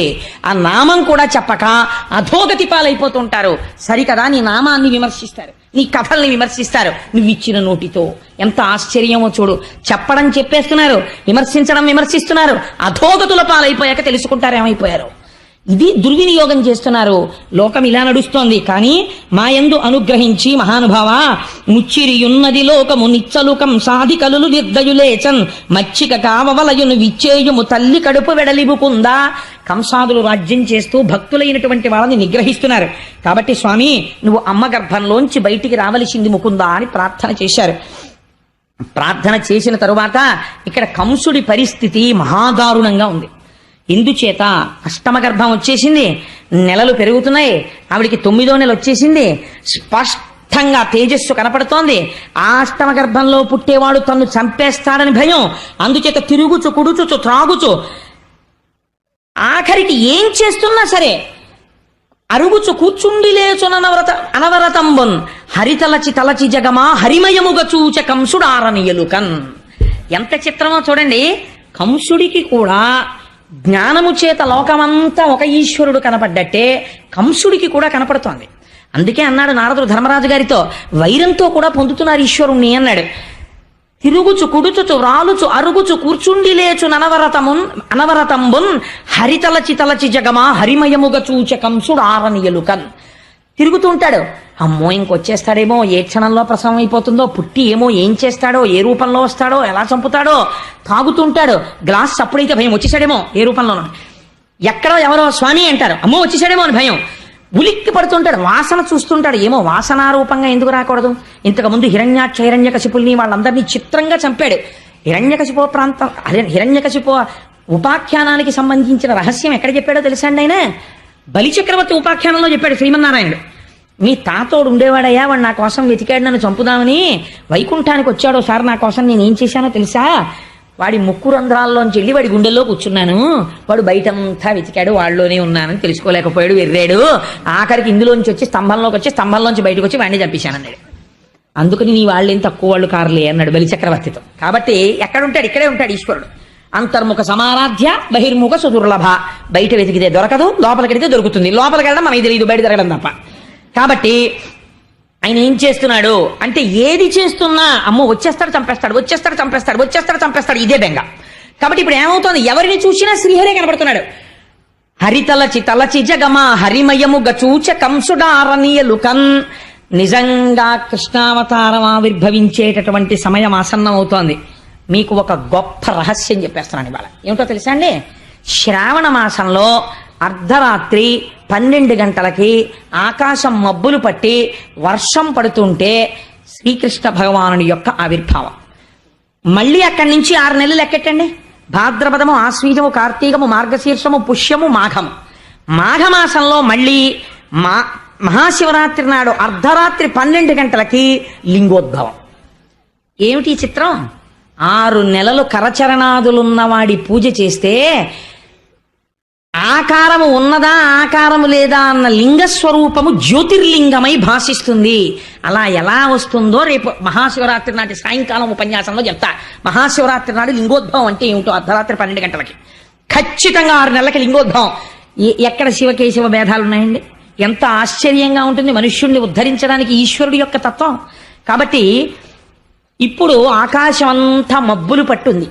ఈయన ఏ నిమిషానికి ఆ నిమిషమే భయం. ఒక రోజు అనుకున్నట్ట ఇంకా సుఖం లేదు, చంపేస్తాను, అసలు గొడవ వదిలిపోతుంది, నేను ఈ టెన్షన్ పడలేకపోతున్నాను, వీడు ఎప్పుడు పుట్టేస్తాడో, చంపేస్తాను దేవకీదేవిని అనుకున్నాడు. వెళ్ళాడు. లోపల ఉన్నవాడు ఎవరండి? మహామాయా మానుష రూపుడు. ఆ చెల్లెల్ని చూస్తే జాలేసిందిట. ఇంత పరాక్రమవంతుడిని, ఆడపిల్లని చంపనా, గర్భిణిని, ఇంకెందుకు, ఎలాగో పుడతాడు కదా, పుట్టిన తర్వాత చంపేస్తాను అని వెనక్కి వచ్చేసాడు. వెనక్కి వచ్చాడు కానీ నిద్ర పట్టట్లేదు. ఆ రోజే నిద్ర పట్టింది వాడి కర్మ. గాఢ నిద్రలో ఉన్నాడు. భటుల్ని పెట్టాడు, తలుపులు దగ్గరకేశాడు, వాటికి ఇనప గొలుసులు వేశాడు, వాటిలో మేకులు దింపాడు, తాళాలు వేశాడు, చెవులు బొడ్డులో పెట్టుకున్నాడు. బిడ్డడు ఏడ్చిన తర్వాత ఒక హుకుం జారీ చేశాడు. వేసిన తాళాలకి సీల్స్ వేస్తుంటాం ఇప్పుడు, అలా రాజముద్రలు సరిగ్గా ఉన్నాయో లేచి వచ్చి చెప్పమని చెప్పాడు తాళాలకి. ఇంకా దారుణం ఏమిటో తెలుసా అండి? వసుదేవుడు ఏమైనా చేస్తాడేమో అని అనుమానంతో వసుదేవుడి కాళ్ళకి చేతులకి ఇనప సంకెళ్ళేశాడు, వేసి కూర్చోబెట్టాడు ఆ కారాగారంలో. ఎంత దారుణం అంటే ఆనాడు దేవకీ ప్రసవ సమయమునందు సహాయం చేసిన వారు లేరు, అంత బాధపడింది ఆ తల్లి. అటువంటి స్థితిలో అర్ధరాత్రి 12 గంటల వేళ జలధరదేహునాజాను చతుర్బాహు సరసీరుహక్షు విశాలవచ్చు జారు గదా శంఖచక్ర పద్మ విలాసు కంఠ కౌస్తుభమణి కంతిభాను కమనీయ కటిసూత్ర కంకణ కేయూర శ్రీవత్సలాంచనంచిత విహారు మరుకుండల ప్రభాయుత కుంతలలాటు వైఢూర్య మణిగణవర కిరీటు బాలు పూర్ణేందు రుచిజాలు భక్త లోకపాలు సుగుణాలవాలు కృపావిశాలు చూచి తిలకించి పులకించి చొజ్జమంది ఉబ్బి చెలరేగి వసుదేవుడు ఉత్సహించే. మహానుభావుడు శ్రీమన్నారాయణుడు ఆవిర్భవించాడు. పసిపిల్లవాడి రూపంలో ఒక్కసారి ధ్యానం చేసి నమస్కరించుకోండి. ఆ గోపాలకృష్ణ గారికి అంత సంతోషం.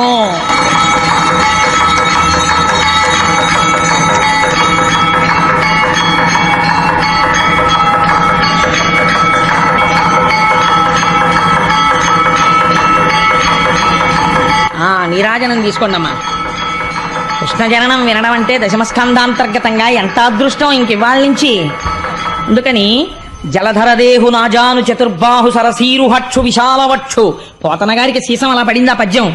ఇదేంటి, 4 బాహువులతో నల్లటి మొబ్బెలా ఉంటుందో అటువంటి కాంతితో పట్టు పీతాంబరం కట్టుకుని శంఖచక్ర గదా పద్మములను ధరించినటువంటి వాడై మహానుభావుడు మంచి వజ్ర వైఢూర్యములు పొదగబడినటువంటి కిరీటంతో మంచి నల్లటి కుంతలములతో చెవులకు పెట్టుకోబడినటువంటి కర్ణాభరణముల యొక్క కాంతి గండస్థలముల యందు ప్రకాశిస్తూ ఉండగా మెడలో ఆ శ్రీవత్సమ కౌస్తుభం అనేటటువంటి రత్నాన్ని ధరించి శ్రీవత్సమన్న పుట్టుమచ్చతో సమస్త లోకములు కొలిచేటటువంటి పాదపద్మములతో చంటి పిల్లవాడిగా వసుదేవుడికి దర్శనమిచ్చాడు. అటువంటి పిల్లవాణ్ణి చూసి నిజంగా వసుదేవుడు సంఖ్యలలో ఉన్నాడు. ఏమి పద్యం వేసేశారండి పోతన గారు. దర్శనం చేస్తూ కళ్ళ నీళ్లు చిప్పిల్లి ఘట్టంగా జరిగింది. జలధరదేహు నాజాను చతుర్బాహు సరసీరుహక్షు విశాలవక్షు జారు గదా శంఖచక్ర పద్మ విలాసు కంఠ కౌస్తుభమణి కంతిభాను కమనీయ కటిసూత్ర కంకణ కేయూర శ్రీవత్సలాంచనంచిత విహారు మరుకుండల ప్రభాయుత కుంతలలాటు వైఢూర్య మణిగణ వరకిరీటు బాలు పూర్ణేందు రుచిజాలు భక్త లోకపాలు సుగుణాలవాలు కృపావిశాలు చూచి తిలకించి పులకించి చోద్యమంది ఉబ్బి చెలరేగి వసుదేవుడు ఉత్సహించే. పొంగిపోయాట పిల్లాన్ని చూసి. పొంగిపోయి అన్ని లోకములను కాపాడేటటువంటి వాడు నాకు కొడుకుగా పుట్టాడు. మామూలుగా కొడుకు పుడితేనే గోదానం చేస్తారు, వస్త్రదానం చేస్తారు, హిరణ్యదానం చేస్తారు. నాకు శ్రీమన్నారాయణుడు కొడుకుగా పుట్టాడు, నేను ఎన్ని చెయ్యాలి? కానీ కొడుకు పుట్టినప్పుడు సచేల స్నానం చెయ్యాలి. నేను స్నానం చెయ్యడానికి కూడా లేదని స్నానము చేయక రామిని ఆనందరసాబ్ధిమగ్నుండై ధేనువులను 10,000 విప్రులకును మానసికముగా ధారవోసమరి ఇచ్చుటకొన్. వెంటనే ఆ కృష్ణ దర్శనంతో కృష్ అంటే నిరతిశయ ఆనంద రూపుడు. ఆ ఆనందంలో తాను స్నానం చేసేసట. స్నానం చేసేసి ఒక్కసారి నీళ్లు ముట్టుకున్నట్ట. మానసికంగా 10,000 మంది బ్రాహ్మణులకు 10,000 గోవుల్ని దానం చేశాట. నేను కారాగారం నుంచి బయటికి వచ్చిన తరువాత నా మొక్కు తీర్చుకుంటాను అనుకున్నట్ట. అని స్వామిని చూసి ఒక చిత్రమైనటువంటి మాట ఒకటి అంటాడు. ఆ పిల్లవాడిని చూసన్నాడు, ఏ నిన్ను అఖిల దర్శను జ్ఞానానంద స్వరూపు సంతు నపరాధీను ని మాయా దూరుని శూన్యునిగా కంటి ఇట్టి చొజ్జము కలదే. ఎన్ని బ్రహ్మాండములున్నాయని మనం ఊహించగలమో అన్ని బ్రహ్మాండములలో నిండి నిబిడీకృతమై మాయకి దూరముగా ఉండగలిగి అందరినీ సాధు పురుషుల్ని కాపాడగలిగినటువంటి ఓ దేవదేవోత్తమా, నీవు నా తేజస్సుగా మారి నా భార్య యందు ప్రవేశించి నాకు కొడుకుగా పుట్టి శ్రీమన్నారాయణుడికి వసుదేవుడికి తండ్రి అన్న కీర్తిని నాకు ఇచ్చావా? ఏం ఆశ్చర్యం తండ్రి అని నమస్కరించాడు. దేవకీదేవింది, సర్వము నీలోనిదిగా సర్వాత్ముడవాత్మ వస్తు సంపన్నుడవై సర్వమయుడవగు నీకును సర్వేశ్వర లేవులోను సంధులు వెలయన్. కడుపున పుట్టిన కొడుక్కి తాను నమస్కరిస్తోంది. ఈశ్వర, ఇది లేదు ఇది ఉంది అని చెప్పడానికి లేదు. దృశ్యతే శ్రూయతేపి వా అంతర్బహిశ్చ తత్సర్వం వ్యాప్య నారాయణ స్థిత. అన్నీ నీయందున్నాయి. అన్నీ నీయందున్న వాడివి నీవు నాయందు కొడుకుగా పుట్టావు. ఏమి భాగ్యం చేసుకున్నానయ్యా అని పొంగిపోయింది. స్వామి, నన్ను కారాగారంలో పెట్టాడు నా సోదరుడు, నీకేం అపాయం వస్తుందో అని బెంగ పెట్టుకుంటున్నాను అంది. ఎంత దేవకీ వసుదేవుల వంక చూసి నవ్వుతూ, దేవకీ వసుదేవులారా మీరు భయపడకండి, అసలు నేను ఇలా ఎందుకు జన్మించానో రహస్యం చెప్తాను వినండి. స్వయంభౌమనువు యొక్క మన్వంతరంలో మీరిద్దరూ కూడా ఒక ప్రజాపతి భార్య. నీ పేరు సుతపుడు, ఆమె పేరు పృష్ణి. మీ ఇద్దరు 12,000 దివ్య సంవత్సరములు నా గురించి తపస్సు చేశారు. ఆకులు అలములు తింటూ నేను ప్రత్యక్షం అయ్యాను. ఏం కావాలని అడిగాను. మీకు పుత్రుడి మీద వ్యామోహం ఉండిపోయింది, నీలాంటి కొడుకు కావాలి అన్నారు. నాలాంటి కొడుకు నేను తప్ప ఇంకొకడు లేడు. మీరు అంత కష్టపడి తపస్సు చేసినందుకు మీరు ఒక మాట అడిగితే నేను 3 మార్లు పుట్టాను. ఒకసారి మీకు పృష్ణి గర్భుడిగా పుట్టాను. రెండవసారి మీరు అదితి కశ్యపులుగా ఉంటే వామనమూర్తిగా పుట్టాను. ఇప్పుడు దేవకీ వసుదేవులుగా ఉండగా కృష్ణ భగవానుడిగా పుట్టాను. ఈ అవతారంలో ఒక గొప్పతనం ఉంది. అంతరార్థం తెలిసినా తెలియకపోయినా నా కథ విన్ని నన్ను స్మరిస్తూ నా గురించి చెప్పుకుంటూ మోక్షం పొందేయండి అన్నాడు. ఆనాడు ఆ అమ్మకైనా మనకైనా అదే వరం. ఆయన గురించి చెప్పుకు వింటే చాలు ఆయన వరం ఇస్తాడు. కాబట్టి అటువంటి వాడై అర్ధరాత్రి 12 గంటలకి జన్మించాడు. జన్మిస్తే చిత్రం ఏమిటంటే, ఈ మాటలు చెప్పిన తరువాత ఒక రహస్యం చెప్పాడు. ఇదే సమయమునందు యమునా నదికి ఆవలి ఒడ్డున ఉన్న నందవ్రజంలో నా యొక్క శక్తి స్వరూపమైన యోగమాయాదేవి యశోదాదేవి యొక్క గర్భమునందు జన్మించింది ఆడపిల్లగా. నువ్వు బయలుదేరి, ఇది ద్యోతకమైంది మనస్సులో, బాహ్యమునందు చెప్పలేదు, నువ్వు నన్ను పట్టుకుని తీసుకువెళ్ళి ఆ యశోదాదేవి పక్కన పడుకోపెట్టి మళ్ళీ అక్కడ నుంచి ఆడపిల్లని తెచ్చి దేవకి పక్కన పడుకోపెట్టు అని. వెంటనే వసుదేవుడి చేతికి ఉన్నటువంటి కాళ్ళకి ఉన్నటువంటి సంకెళ్ళు ఊడిపోయాయి. ఈ పిల్లవాణ్ణి తీసి గుండెల మీద పెట్టుకున్నాడు. చాలా మంది తల మీద పెట్టుకున్నాడు అంటారు. పోతన గారి భాగవతంలో గుండెల మీద పెట్టుకున్నాడు అనే ఉంది వచనంలో. గుండెల మీద పెట్టుకుని ద్వారం దగ్గరికి వెళ్ళాడు. ద్వారానికి ఇనప గొలుసులున్నాయి, మేకులున్నాయి, తాళాలున్నాయి, ఊడిపోయాయి. కంసుడితో సహా అందరూ గుర్రు పెట్టి నిద్రపోతున్నారు. బయటికి వచ్చాడు. తప్పుకోవడానికి వీలు లేకుండా ఇక్కడ నిలబడిన వాడు ముఖ్యద్వారంలోకి కనపడే ఏర్పాటు చేశాడు. ఒక్కొక్క ద్వారం దాటుతున్నాడు. వెనక పడగలు పట్టి శేషుడు వస్తున్నాడు. ఆయన మీద నీడ పట్టి ఈ తలుపులు శేషుడు వేసేస్తున్నాడు. దాటి బయటికి వచ్చాడు. ఆకాశమంతా నల్లటి మబ్బు పట్టుంది, గాఢాంధకారం, శ్రావణ మాసం, వర్షం పడుతోంది. శేషుడు పడగలు పట్టి ఆచ్ఛాదించాడు. యమున దగ్గరికి వెళ్ళారు. విపరీతమైన వేగంతో ప్రవహిస్తోంది. ఈ వసుదేవుడు కృష్ణ పరమాత్మని ఇలా పెట్టుకుని ఆ యమున వంక చూశాడు. ఆ శౌరికి తెరవసగను ప్రకాశోద్దత తుంగ భంగ కలిత ధరా సాకాశయగు యమున మును సీతేశునకు పయోధిత్రోవ ఇచ్చిన భంగిన్. కృష్ణ పరమాత్మని గుండెల మీద పెట్టుకున్న వసుదేవుణ్ణి చూడగానే ఆనాడు రామచంద్రమూర్తికి చోటిచ్చేసిన సముద్రంలా యమున చోటిచ్చేసింది. అందులోంచి వసుదేవుడు వెళ్ళిపోయాడు. ఇదే అక్కడికి వెళ్ళి కృష్ణ పరమాత్మని పడుకోబెట్టాడు. అక్కడ ఆడపిల్ల పుట్టినా ఎవ్వరికి తెలియదు, అందరూ గాఢ నిద్రలో ఉన్నారు. ఈ పిల్లవాడిని అక్కడ పడుకోబెట్టాడు. కుయ్యి అనలేదు, కయ్యి అనలేదు. ఆ పిల్లని ఎత్తుకున్నాడు, చక్కగా పట్టుకున్నాడు. మళ్ళీ తిరిగి వచ్చాడు, మళ్ళీ యమున దారి ఇచ్చేసింది. మళ్ళీ యమున దాటి ఈవలి ఒడ్డుకు వచ్చాడు. వచ్చి అంతఃపురంలోకి ప్రవేశించాడు. ఒక్కొక్క తలుపు తెరుచుకుంది. లోపలికి వెళ్ళాడు. ద్వారాలు వేసుకున్నాయి. ఇనప సంకెళ్ళు పడిపోయాయి, మేకులు పడిపోయాయి, తాళాలు పడిపోయాయి. వసుదేవుడు వెళ్ళి ఆడపిల్లని ఆ దేవకీదేవి పక్కన కూర్చోపెట్టాడు. తను వచ్చి ఇలా కూర్చున్నాడు. ఇన్ని మూసుకున్నాయి, సంకెళ్ళు మాత్రం తగులుకోలేదు, అలాగే ఉండిపోయాయి. అన్ని మూసుకున్నాయి, సంకెళ్ళు తగులుకోకుండా అలాగే ఉన్నాయి. ఇప్పుడు వసుదేవుడు చూశాడు. ఒక నవ్వు నవ్వి, పదముల సంఖ్యలనిడుకొని మదితలచుచు సూరసుతుడు ముందరివోలెన్ గుదురుకల రీతి దేహము కదలించుచు నూరకుండె గురువరతంబున్. ఉపనిషత్ రహస్యం చెప్పేశారు. ఇక్కడ ఏమైంది అంటే, కృష్ణ పరమాత్మని ఇక్కడ ధరించాడు అంటే లోపల ఉన్న ఆత్మస్వరూపాన్ని తెలుసుకున్నాడు. ఇప్పుడు వసుదేవుడు తెలుసుకోగానే భిద్యతే హృదయ గ్రంథి చింద్యంతే సర్వసంశయా క్షీయంతే చాస్య కర్మాణి తస్మిన్ దృష్టే పరావరే. ఆ హృదయ గ్రంథి విడిపోయింది, ఆ గొలుసులు ఊడిపోయాయి, ఇప్పటి వరకు ఉన్న కర్మబంధములు తెగిపోయాయి, సంశయాలు తొలగిపోయాయి.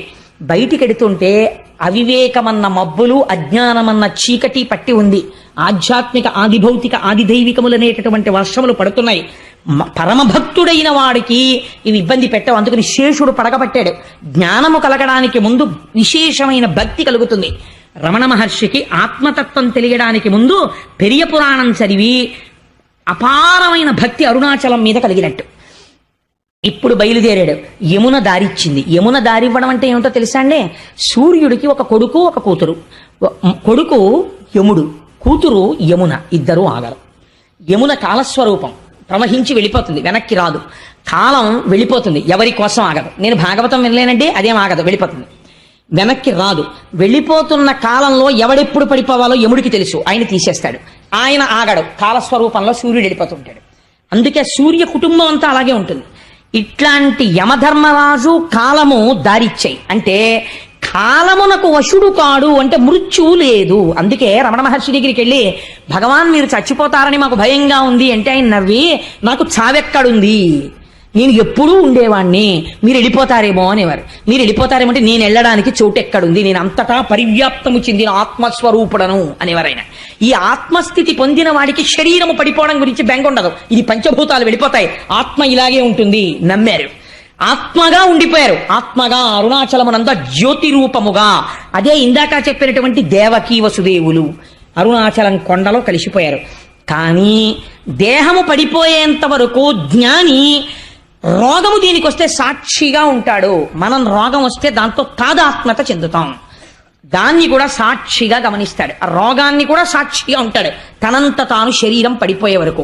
కాబట్టి ఇప్పుడు ఆయన ఉన్నాడా లేడా? అందరిలాగే ఆయన తిరుగుతారు, అందరిలాగే ఆయన ఓ కర్రట్టుకుంటారు, ఓ గోచి పెట్టుకుంటారు, తిరుగుతూ ఉంటారు. ఆయన ఉన్నట్టా లేనట్టా అంటే ప్రారంధమైపోయేంత వరకు ఈ శరీరం వచ్చేసింది కాబట్టి అది పడిపోయే వరకు శరీరం ఉంటుంది. కాబట్టి తగిలించుకున్న బంధనాలు ఇవి ఆ ఉండడం, అంతేకాని తగులుకున్న బంధనాలు కావు. తగులుకున్న బంధనాలు మనకి రాజు విడిపించుకోవడం. తగిలించుకున్న బంధనాలు జ్ఞానివి. అందుకని ఆయన తగిలించుకుని పూర్వం ఎలా ఉన్నాడో అలాగే ఉన్నట్టున్నాడు, ఎవ్వరికీ తెలియదు. అతను ఒకసారి గుండెల మీద పెట్టుకుని యమునని దాటి వెనక్కొచ్చాడు. అందుకే ఆడపిల్ల నొదలమని వసుదేవుడు ఏడవడు, దేవకి ఏడుస్తుంది. కాబట్టి ఇంకా మోహం ఎవరిని పట్టింది అంటే విష్ణుమాయ దేవకి యందు ఉన్నది. తల్లి కాబట్టి ఉండాలి, లేకపోతే కంసుడికి అనుమానం వస్తుంది. ఇప్పుడు ఏమైంది? ఈ ఆడపిల్ల ఏడ్చింది. ఏడిస్తే వీళ్ళందరూ లేచారు. ఇది వీళ్ళ ప్రజ్ఞ అనుకుంటున్నారు. ఇది విచిత్రం. వీళ్ళు లేచి అమ్మ పిల్ల పుట్టిందిరా అన్నారు. ముందేం చూశారు? తాళం కప్పల మీద రాజముద్ర చూశారు, ఉన్నది. కాబట్టి లోపల వాళ్ళు ఎక్కడికి వెళ్ళలేదు. ఆత్మదర్శనమైన వాడికి పైన మార్పు ఏమీ ఉండదు. రమణ మహర్షికి ఆత్మదర్శనం అయిపోయిన తర్వాత నల్లటైన తెల్లగా అయిపోవడమో, తెల్లటైన ఆకుపచ్చగా అయిపోవడమో అలా ఏమి ఉండదు. అప్పుడు ఇప్పుడు ఒకలాగే ఉంటారు, కానీ లోపల మాత్రమే తెలుస్తుంది వారికి. కాబట్టి బయట నుంచి చూసేవాడికి ఏమైనా తెలుస్తుందా? అనుమానమే మిగులుతుంది అంతే. ఆత్మదర్శనం అయిందా అండి నిజంగానో అని అనుమానం. కాబట్టి ఏమవుతుంది అంటే ఆ మహానుభావుడు అలా కూర్చునున్నాడు. వీళ్ళు ఏడుపు విని పరిగెత్తుకుంటూ కంసుడికి వెళ్ళి చెప్పారు. చెప్పగానే వాడు నిద్రపోతున్నవాడు జుట్టు విరబోసుకుని పరిగెత్తుకొచ్చాడు. వచ్చి తాళాలు తీశాడు. తీస్తే పాపం పిచ్చి తల్లి కదా దేవకీదేవి, ఈ ఆడపిల్ల ఏడుస్తుంటే ఆవిడ విష్ణు మాయ కప్పేసింది. ఈ ఆడపిల్ల తన పిల్లే తనే రక్షించుకోవాలనుకుంటోంది.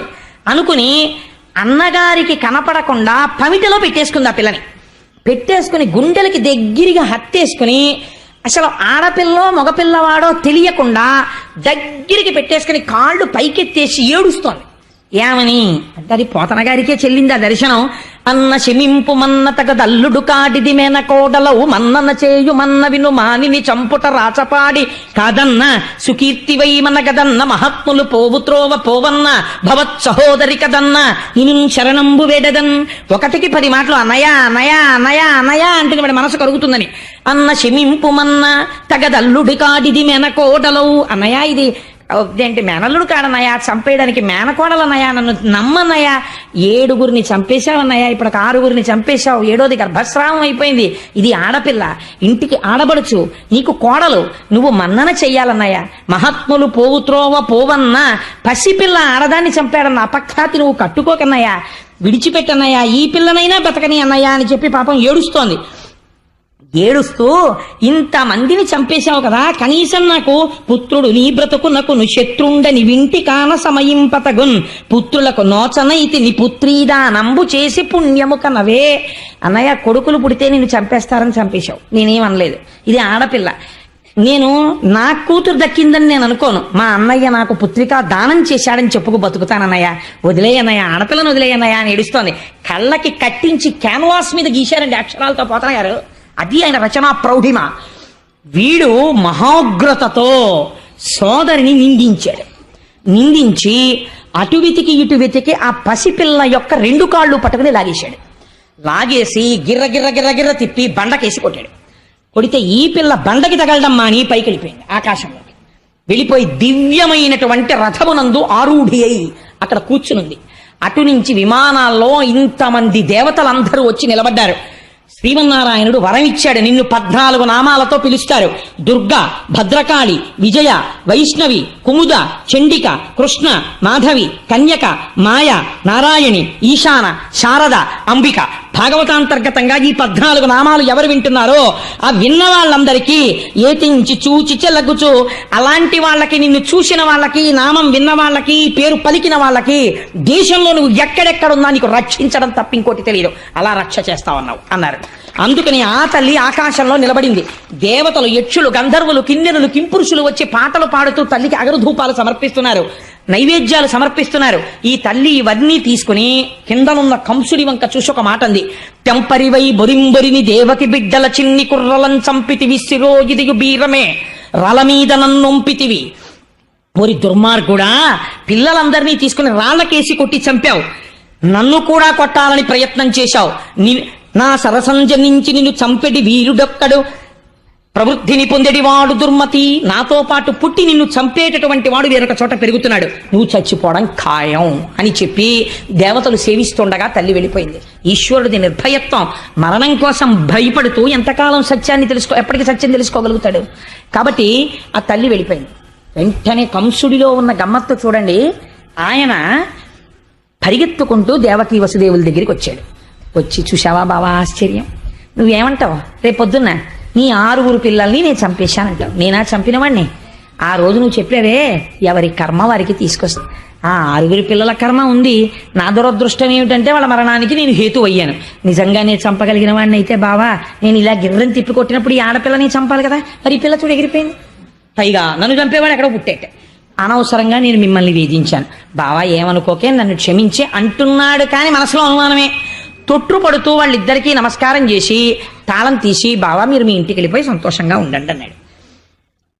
అని చెప్పి పంపించేశాడు వాళ్ళని.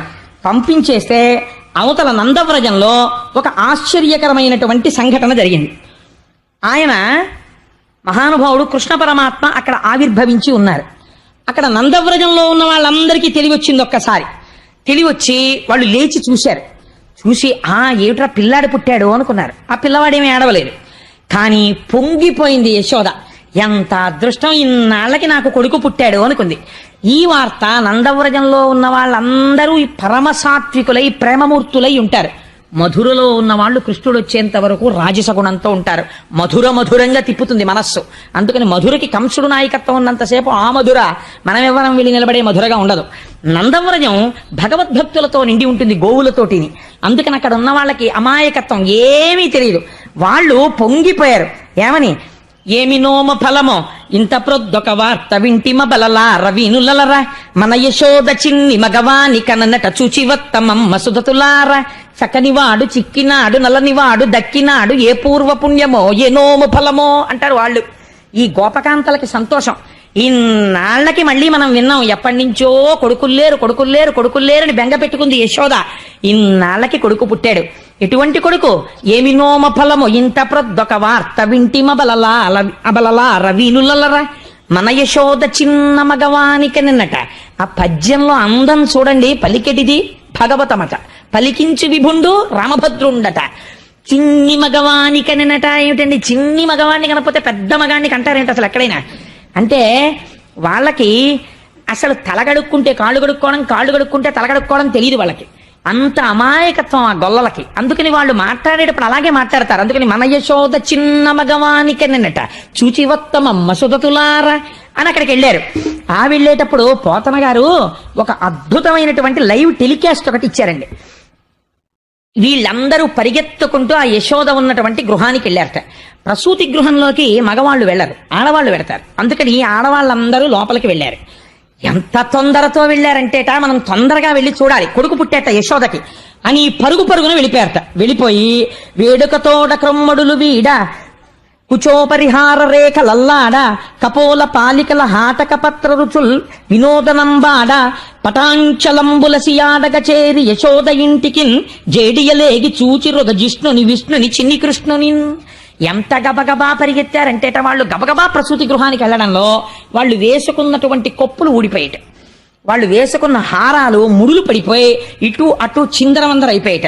వాళ్ళందరూ బయటికి వచ్చి నిలబడి లోపల ఉన్న పిల్లాన్ని చూసి వచ్చారు. వీళ్ళకా కొడుకు పుట్టింది, యశోదకు పుట్టాడు. కానీ వీళ్ళేం చేస్తున్నారో తెలుసా అండి? ఆనందం. ఏతించి చూచి చెల్లగుచ్చు నేతుల పెరుగులను పాల నీళ్లను వెన్నన్ ప్రీతి వసంతములాడిరి ఏతరుల ఈ సరస భాషల సగన్గొల్లల్. ఆ పాలు తీసి ఒకళ్ళ మీద ఒకళ్ళు కొట్టేసుకున్నారట, నెయ్యి తీసి ఒకళ్ళ మీద ఒకళ్ళు విసిరేసుకున్నారట, వెన్న ముద్దలు తీసి ఒకళ్ళ మీద ఒకళ్ళు విసిరేసుకున్నారట, నీళ్ల కడవలు కుమ్మరించేసుకున్నారట, వసంతాలు ఆడేసుకున్నారట. ఎందుకంటే మన నందప్రభువుకి కొడుకు పుట్టాడు అని పొంగిపోయి వీళ్ళందరూ బయటికి వచ్చి ఒకళ్ళతో ఒకళ్ళు చెప్పుకుంటున్నారట.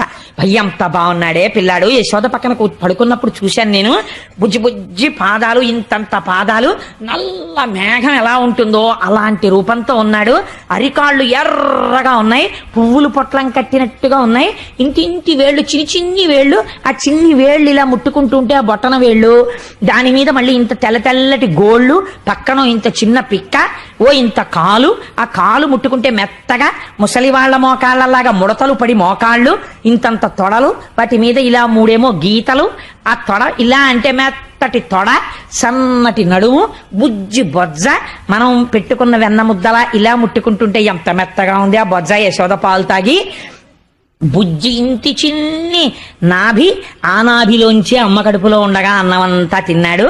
అంత చిన్న పిల్లాడికి వక్షస్థలం ఏమిటో విశాలంగా ఉంది, చక్కటి కంఠం, దాని మీద 3 గీతలు, బుజ్జి గడ్డం, ఎర్రటి పెదవులు, బోసి నవ్వు, చిన్ని ముక్కు, చిన్ని కన్నాలు, తామర రేకుల్లాంటి కళ్ళు, యశోద కళ్ళే పోలికొచ్చేసాయి. ఆ చక్కటి నుదురు, గిరజాల జుత్తు నందప్రభులాగా, ఆ చేతులు ఎర్రటి అరిచేతులు. ఆ చేతులు చూసేటప్పటికే ఏదో సంతోషం. నిజంగా పిల్లాన్ని ముట్టుకుంటుంటే ఎప్పుడు ఎత్తుకుంటావా, ఎప్పుడు పెరుగుతాడా, ఎప్పుడు మనతో ఆడుకుంటాడా అని పొంగొచ్చేస్తోంది. అయ్యేమి వీపో నూగుతోటి అని వాళ్ళందరూ పొంగిపోయి చెప్పుకొని వసంతాలు ఆడేసుకుని పరవశించిపోతున్నారట. ఈ నందప్రభు పొంగిపోతున్నాడు బయటకు వచ్చి, ఓహో నాకు కదా ఇలాంటి కొడుకు పుట్టాడు, ఆడవాళ్ళందరూ ఎంత గొప్పగా చెప్పుకుంటున్నారో అని సంతోషపడిపోయి. మానసిక దర్శనం అంటే అంతేనండి, బాలకృష్ణ దర్శనం కాదా? యశోద యొక్క పురిటి మంచం మీద పడుకున్న వాణ్ణి ప్రసూతి గృహానికి వెళ్ళిన స్త్రీలు ఎలాంటి కళ్ళతో చూశారో నేను అలాంటి కళ్ళతో చూడగలను పోతన గారిని ఎదురు పెట్టుకుంటే. కాబట్టి అలా దర్శనం చేసి వాళ్ళు పొంగిపోయారు. పొంగిపోతే నందుడు బ్రాహ్మణుల్ని పిలిపించాడు, గోవులు దానం ఇచ్చాడు. గొప్ప గొప్ప మేలిమి వస్త్రాలు దానం ఇచ్చాడు. ఈ పిల్లవాడి జాతకర్మ ఒక్కసారి జాతకం చూడండి ఎలా ఉంటాడు అన్నాడు. ఈ ఆభీర కుమారుడు వీరుండై శ్రీయుతుడై వీర వైరి జేతయునై దీర్ఘాయుష్మంతుండగునని పాయక దీవించినప్పుడు బ్రాహ్మణ జనముల్. ఆ పిల్లవాడి జాతకం చూసి ఆ ఏం పిల్లాడయానందుడా అని కడుపు నిండిపోయిందయా. నిజంగా లేక లేక పుట్టినందుకు ఈ పిల్లవాడు ఈ ఆభీర కుమారుడు శ్రీయుతుడై, అసలు లక్ష్మి వీడిదేనయ్యా, అంత ఐశ్వర్యం అనుకో. శ్రీయుతుడై వీరవైరి జోతయునై ఎటువంటి వీరుల్ని ఓడిస్తాడు. దీర్ఘాయుష్మంతుండగునని గొప్ప దీర్ఘాయుర్ధాయాన్ని పొందుతాడు. పాయక దీవించినప్పుడు బ్రాహ్మణ జనముల్, ఆ బ్రాహ్మణులందరూ ఆశీర్వచనం చేశారు. దుందుభులు మొరసే గాయక సందోహము పాడే సూత సముదాయముతో వందిజనులు కీర్తించిరి క్రందుక వీతించ భద్రకాహలరవముల్. నందుడి యొక్క కోటలోంచి దుందుభులు మోగేట. ఆ లోపల ఉన్న పిల్లవాడు క్షేమమే భద్రమే అని తెలియడం కోసం అని చెప్పి లోపల నుంచి పెద్ద పెద్ద ఢమరుకలు మోగించారట. బయటంతా బ్రాహ్మణులు గొల్లపడుచులు అందరూ నిలబడిపోయి వసంతాలు ఆడుకుంటున్నారు. వీళ్ళందరూ ఇంత ఆడుకుంటుంటే అసలు సంతోషం అంతా ఎవరిదోట తెలుసా అండి? క్రేళ్ళురికె మసలిలేగలు మల్లడిగుని రంకెలిడియ మద వృషభంబుల్ పెళ్ళున ముదుగుల పొదుగుల చల్లించన్ పాలు బాలు సంభవ వేళన్. చిన్ని చిన్ని దూడలు. కృష్ణుడు మేము ఒక్కసారి పుట్టాం, మేము 2 రోజుల ముందు పెట్టాం, మేము కృష్ణుడి కన్నా పెద్ద. మా అదృష్టం ఏమిటో తెలుసా? రేపటి నుంచి మేము పరిగెడుతుంటాం. మేము పరిగెడుతుంటే వెనకాతల కొమ్ము బూర పట్టుకుని మహర్షులు దర్శనం చెయ్యనటువంటి పాదపద్మములు ఉన్నటువంటి మహాపురుషుడు ఆయన మా వెనకాల పరిగెడుతుంటాడు. ట్రర్ అంటుంటాడు, ఆపుతుంటాడు. ఆయన బూర ఊతాడు, ఆయన వేణువు ఊతాడు. మేమందరం వచ్చి ఆయన చుట్టూ నించుంటాం. ఆయన మా వీపుల మీద తన చెయ్యి వేసి సేద తీరుస్తాడు. ఆయన మా పాలు పితుకుతాడు. మేము పరిగెడుతుంటే మా డెక్కల నుంచి గోధూళి రీగుతుంది. ఆయన చెమట పట్ట ఆయన ఒళ్ళంతా మా కాళ్ళ మట్టి అంటుకుంటుంది. ఆయన ఆవులతో ఆడుకుంటాడు, మేము ఆయనతో ఆడుకుంటాం. మాకు గడ్డి పెడతాడు. మా అంత అదృష్టవంతులు ఎవరు ఈ బ్రహ్మాండంలో ఎవరున్నారు అని క్రెళ్ళురికే మసలిలేగలు. అసలే ఆవు దూడకు అలర ఎక్కువ, 4 కాళ్ళు ఎత్తి ఎగురుతుంటున్నది. అలా ఎగిరిగిరి ఆడుతున్నట్టు దూడలన్నీ అక్కడ నందవ్రజంలో. మల్లడిగొని రంకెలిదియ మరద వృషభంబుల్. ఆబోతులకి ఎద్దులకి ఆనందం వచ్చేసిందట. ఇంకా రేపటి నుంచి చూడండి మాకు గడ్డి పెట్టి కుడితి పెట్టి మా గంగడోలు చిన్ని కృష్ణయ్య వచ్చి పట్టు పంచె కట్టుకుని వేణు ఇలా దోపుకుని కొమ్ముబూర ఇలా సంకలో పెట్టుకుని మాకు కుడితి పెట్టి తాగండి అని మా గంగడోలు ఇలా రాస్తుంటే మేము గుటకలేస్తుంటే లక్ష్మీదేవి మీద పడినప్పుడు పొంగిపోయే చెయ్య ఏదుందో ఆ నూత్న మర్యాదంచెందు కరంబు మా కంఠాన్ని రాస్తుంది, మా వీపు నిమురుతుంది, మా డొక్కల్ని గడ్డితో తుడుస్తుంది. మేమెంత అదృష్టవంతులం. మాకు బండి పైకెత్తి మా మెడ మీద ఆయన కాడి పెడతాడు, మమ్మల్ని తోలుతాడు. ఆయన తోలుతుంటే మేము నడుస్తుంటాం, ఆయన్ని మేము వహిస్తాం. మా బళ్ళు ఎక్కుతాడు, మాతో తిరుగుతాడు, రోజంతా మాతో గడుపుతాడు. రాత్రి తెచ్చి మమ్మల్ని కట్టుకొయ్యలకి కడతాడు. ఆ కృష్ణుడు ఇలా వెనక్కి తిరిగి మాకు గడ్డేస్తుంటే సంతోషంతో మేము అని నాకేస్తాం. మీరు నాగలరా కృష్ణుడు అలాగా? మాకుందో అదృష్టం అని మల్లడిగొని రంకెలియ మద వృషభంబుల్.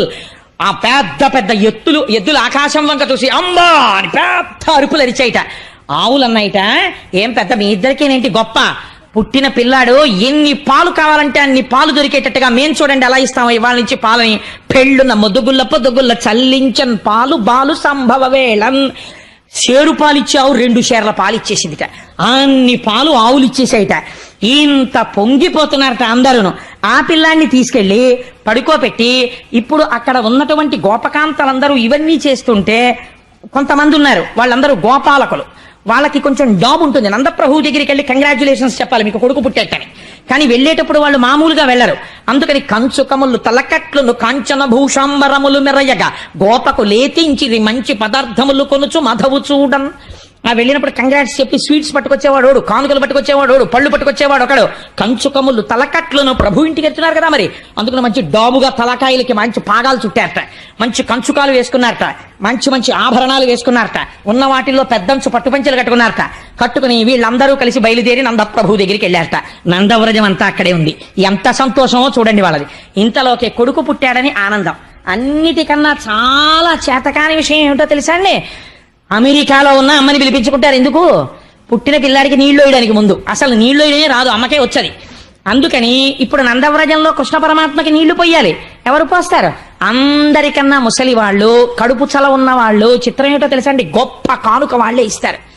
ఎంత కోటీశ్వరుడు అవనివ్వండి, మనవడు పుట్టాడు అనుకోండి, అమ్మా ఆ వెనక సందు ఆ ముందు సందులో ఫలానా తల్లి ఉంది, 16 మంది పిల్లలు పుట్టారు ఆవిడికి. ఆవిడికి గర్భశోకం తెలియదు. 16 మంది పెద్ద పెద్ద స్థితుల్లో ఉన్నారు. 16 మందిని పెంచి పెద్ద చేసి వాళ్ళందరూ మహాపండితులై ఉంటే చక్కగా సంసారాలు చేసుకుంటే 3 తరాలు చూసింది. ఎన్ని పురుళ్ళు పోసిందో. ఆవిడ కట్టి విప్పిన బట్టోటి పట్టండి అని పంపిస్తారు. ఆయన కోటీశ్వరుడు అయినా సరే ఆవిడ కట్టి వదిలేసిన ఓ చింకి చీర ఆవిడ ఇస్తుంది. ఇస్తే ఆ చీర తెచ్చి ముందు పిల్లాడి కింద వేస్తారు. ఎందుకని? అది రక్ష. ఆ కడుపు చలవ తగులుతుంది పిల్లాడికని. అలా వాళ్ళని పిలిచి పెద్దవాళ్ళని, అమ్మ మీరు నీళ్లు పోయండి అమ్మాయి పిల్లాడికి అన్నారు. అదో గమ్మత్తు. ఆ నీళ్లు పోయడం అంటే మాటలు కాదు, దానికి చాలా అనుభవం ఉండాలి. అందులో మనవడికి నీళ్లు వస్తుంటే ఎంత టీవీ ఎంత దర్పం ఉన్న తాతగారైనా ఓసారి ఇల్లు చూసి పొంగిపోతాడు. ఆ ఆడవాళ్ళు కాళ్ళు దాపుకొని, అంటే నేను కృష్ణ పరమాత్మని చూసి పొంగిపోతున్నాను అందుకు చెప్తున్నాను, ఆ తొడల మీద పడుకోబెట్టుకుని ఆ నీళ్లు వాళ్ళు ఉక్కిరి బిక్కిరి అయిపోకుండా ఇలా చెయ్యడ్డు పెట్టి తల మించి నీళ్లు పోస్తుంటే ఈ కింద నీళ్లు తగలకుండా ఉంటే వాడు గుటుక్కుని మింగేస్తాడేమో అని అమ్మకి భయం. అమ్మ మెల్లిగా పోయివే, అమ్మ మెల్లిగా పోయివే అంటుంటుంది ఈ పిల్ల. అబ్బా తెలుసులేవే నీకు నేనే నీళ్లు పోసాను అంటుంటుంది అమ్మ. అలా నీళ్లు పోస్తుంటే ఆ పిల్లాడికి జాగ్రత్తగా పుసులు తీసేసి నాయనమ్మో అమ్మమ్మో తిరిపెట్టి ఆ చెవులో ఇలా ఇలా తిప్పి తడి కూడా తీసేసి వాడికి ఒంటి నిండా సాంబ్రాన్ని వేసేసి తెచ్చి ఉయ్యాల్లో పడుకోబెట్టేస్తే ఇంతోటి నీళ్లు స్నానం చేసినందుకు అలసిపోయి వాడు అలా పడుకుంటే అప్పుడు తండ్రి వచ్చి చూసుకుని నా కొడుకని పొంగిపోతాడు. అలా కృష్ణ పరమాత్మకు కూడా నీళ్లు పోయడానికి ఆడవాళ్ళని తీసుకొచ్చారట, పెద్దవాళ్ళని తీసుకొస్తే ఆయన అంటారు, పాపనికి నూనె తల ఎంటి పసుపు రాసి బోరు కాడించి హరి రచ్చ పొమ్మటంచు జలములొక కొన్ని చుట్టి రాచల్లి దీవించి పాడిర ఈ విధలెల్ల. ఆ వృద్ధులైన స్త్రీలందరూ ఆయన ముందు ఒళ్ళో కూర్చోబెట్టుకుని, వాడికి ఇంకా ఇలా మెడ నిలబెట్టడం రాదు, అందులో ఇలా ఇలా పడిపోతుంటుంది ఆ తల.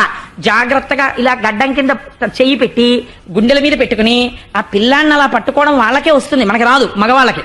కూర్చోబెట్టుకుని వాడికి బాలునికి నూనె తల ఎంటి పసుపు రాసి ఒళ్ళంతా నూనె రాసి, రేపొద్దున్న చర్మం అంతా చలికాలం వస్తే చర్మం అంతా ఎండిపోయినట్టు అయిపోతుంది, పిల్లాడికి నూనె బాగా రాయాలి అని చెప్పి ఒళ్ళంతా నూనె రాసేసి సూక్ష్మక్రిములు పట్టకుండా చర్మం పాడవకుండా పసుపు రాసేసి బోరు కాడించి వాడికి పైనుంచి నీళ్లు పోసి హరిరక్ష పొమ్మటంచు. ఎవడికి హరిరక్ష? హరికి.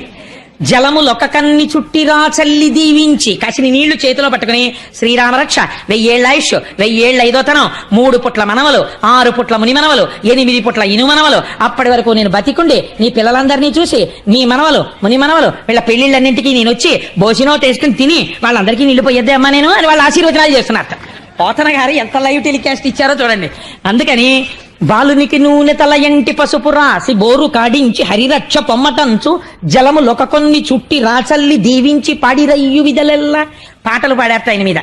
ఇన్ని పాటలు పాడితే ఆయనకి నీళ్లు పోస్తుంటే పోతనగారు అంటారు, పాపం వీళ్ళకి తెలియదు చూడు ఎలా చేయించుకుంటున్నాడో ఏమీ తెలియని వాళ్ళగా.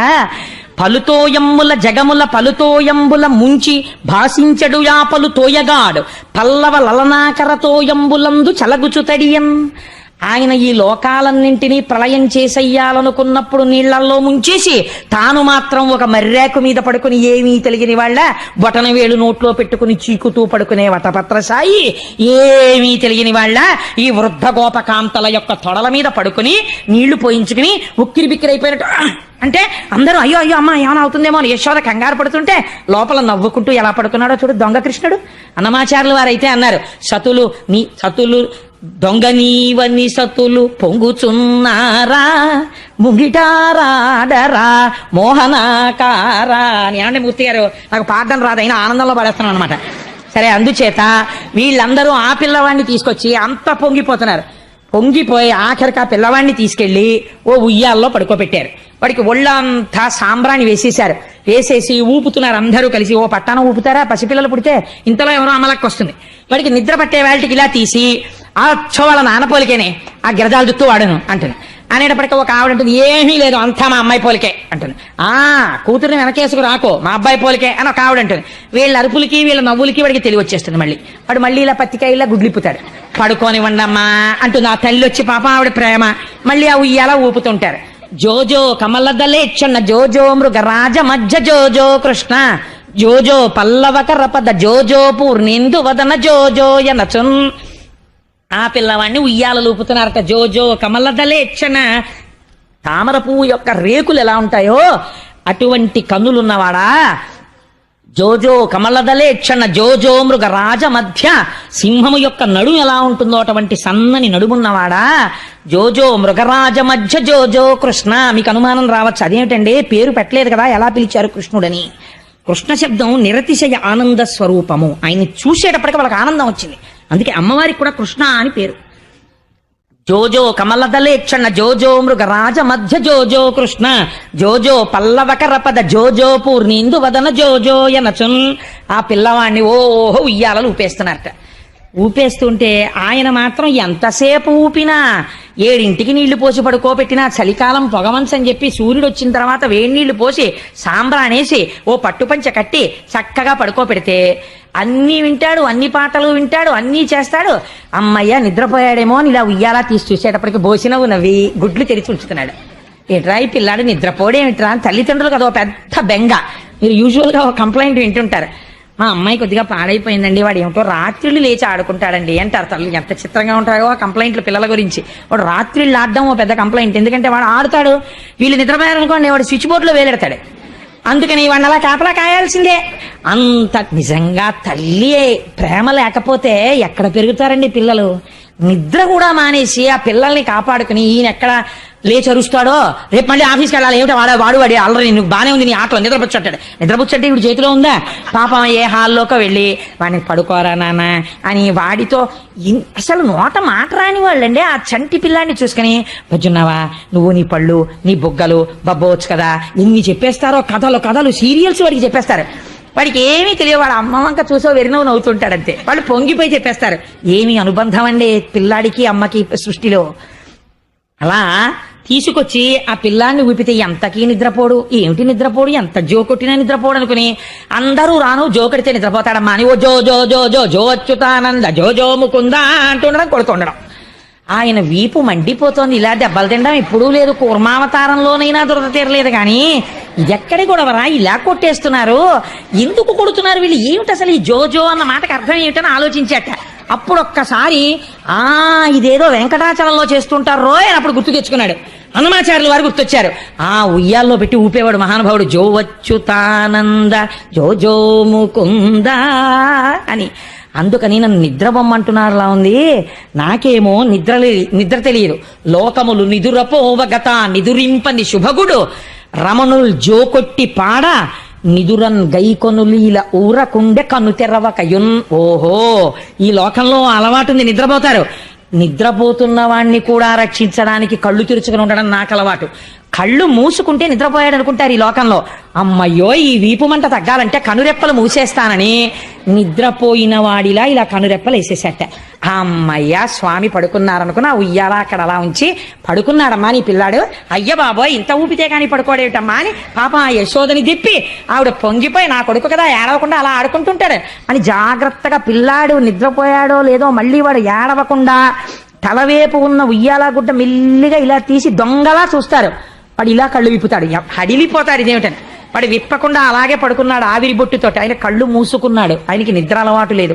హరివరాసనం అనేటప్పటికి పడుకున్న అయ్యప్ప స్వామి పడుకున్నారని తలుపు లేచినట్టు. కాబట్టి పడుకున్నారు కదా స్వామి, ఇంకెందుకు రేపు చెప్పుకుందాం మిగిలిన కథ. కాబట్టి ఇవాళ స్వామి నామం ఒక్కసారి మనందరం సంతోషంగా స్వామి నామాన్ని ఆవిష్కరిద్దాం. విరజాతీర్థస గోవింద గోవింద హరి గోవింద గోకుల నందన గోవింద కాంచనాంబరధర గోవింద గోవింద హరి గోవింద గోకుల నందన గోవింద కరుణాసాగర గోవింద గోవింద హరి గోవింద గోకుల నందన గోవింద పాప వినాశక గోవింద గోవింద హరి గోవింద గోకుల నందన గోవింద పాహి మురారే గోవింద గోవింద హరి గోవింద గోకుల నందన గోవింద మత్స్యకూర్మ గోవింద గోవింద హరి గోవింద గోకుల నందన గోవింద నందనందన గోవింద గోవింద హరి గోవింద గోకుల నందన గోవింద నవనీత చోర గోవింద గోవింద హరి గోవింద గోకుల నందన గోవింద పశుపాలక శ్రీ గోవింద గోవింద హరి గోవింద గోకుల నందన గోవింద గోపీజనలోల గోవింద గోవింద హరి గోవింద గోకుల నందన గోవింద గోవర్ధనోద్ధార గోవింద గోవింద హరి గోవింద గోకుల నందన గోవింద అనాథ రక్షక గోవింద గోవింద హరి గోవింద గోకుల నందన గోవింద ఆపద్బాంధవ గోవింద గోవింద హరి గోవింద గోకుల నందన గోవింద. ఏంటంటే దశమి ఏకాదశుల సంగమం కృష్ణ జననం విన్నారు. ఇంకిక్కడి నుంచి దశమ స్కంధం ఉర్రూ తొలుపుతుంది. కృష్ణ జననం జరిగింది కాబట్టి దశమస్కంధం వినడమే జీవితంలో మహత్తరమైనటువంటి విషయం. శివ శివ కరుణాబ్ధే శ్రీ మహాదేవ శంభో సర్వం శ్రీ ఉమామహేశ్వర పరబ్రహ్మార్పణమస్తు. స్వస్తి.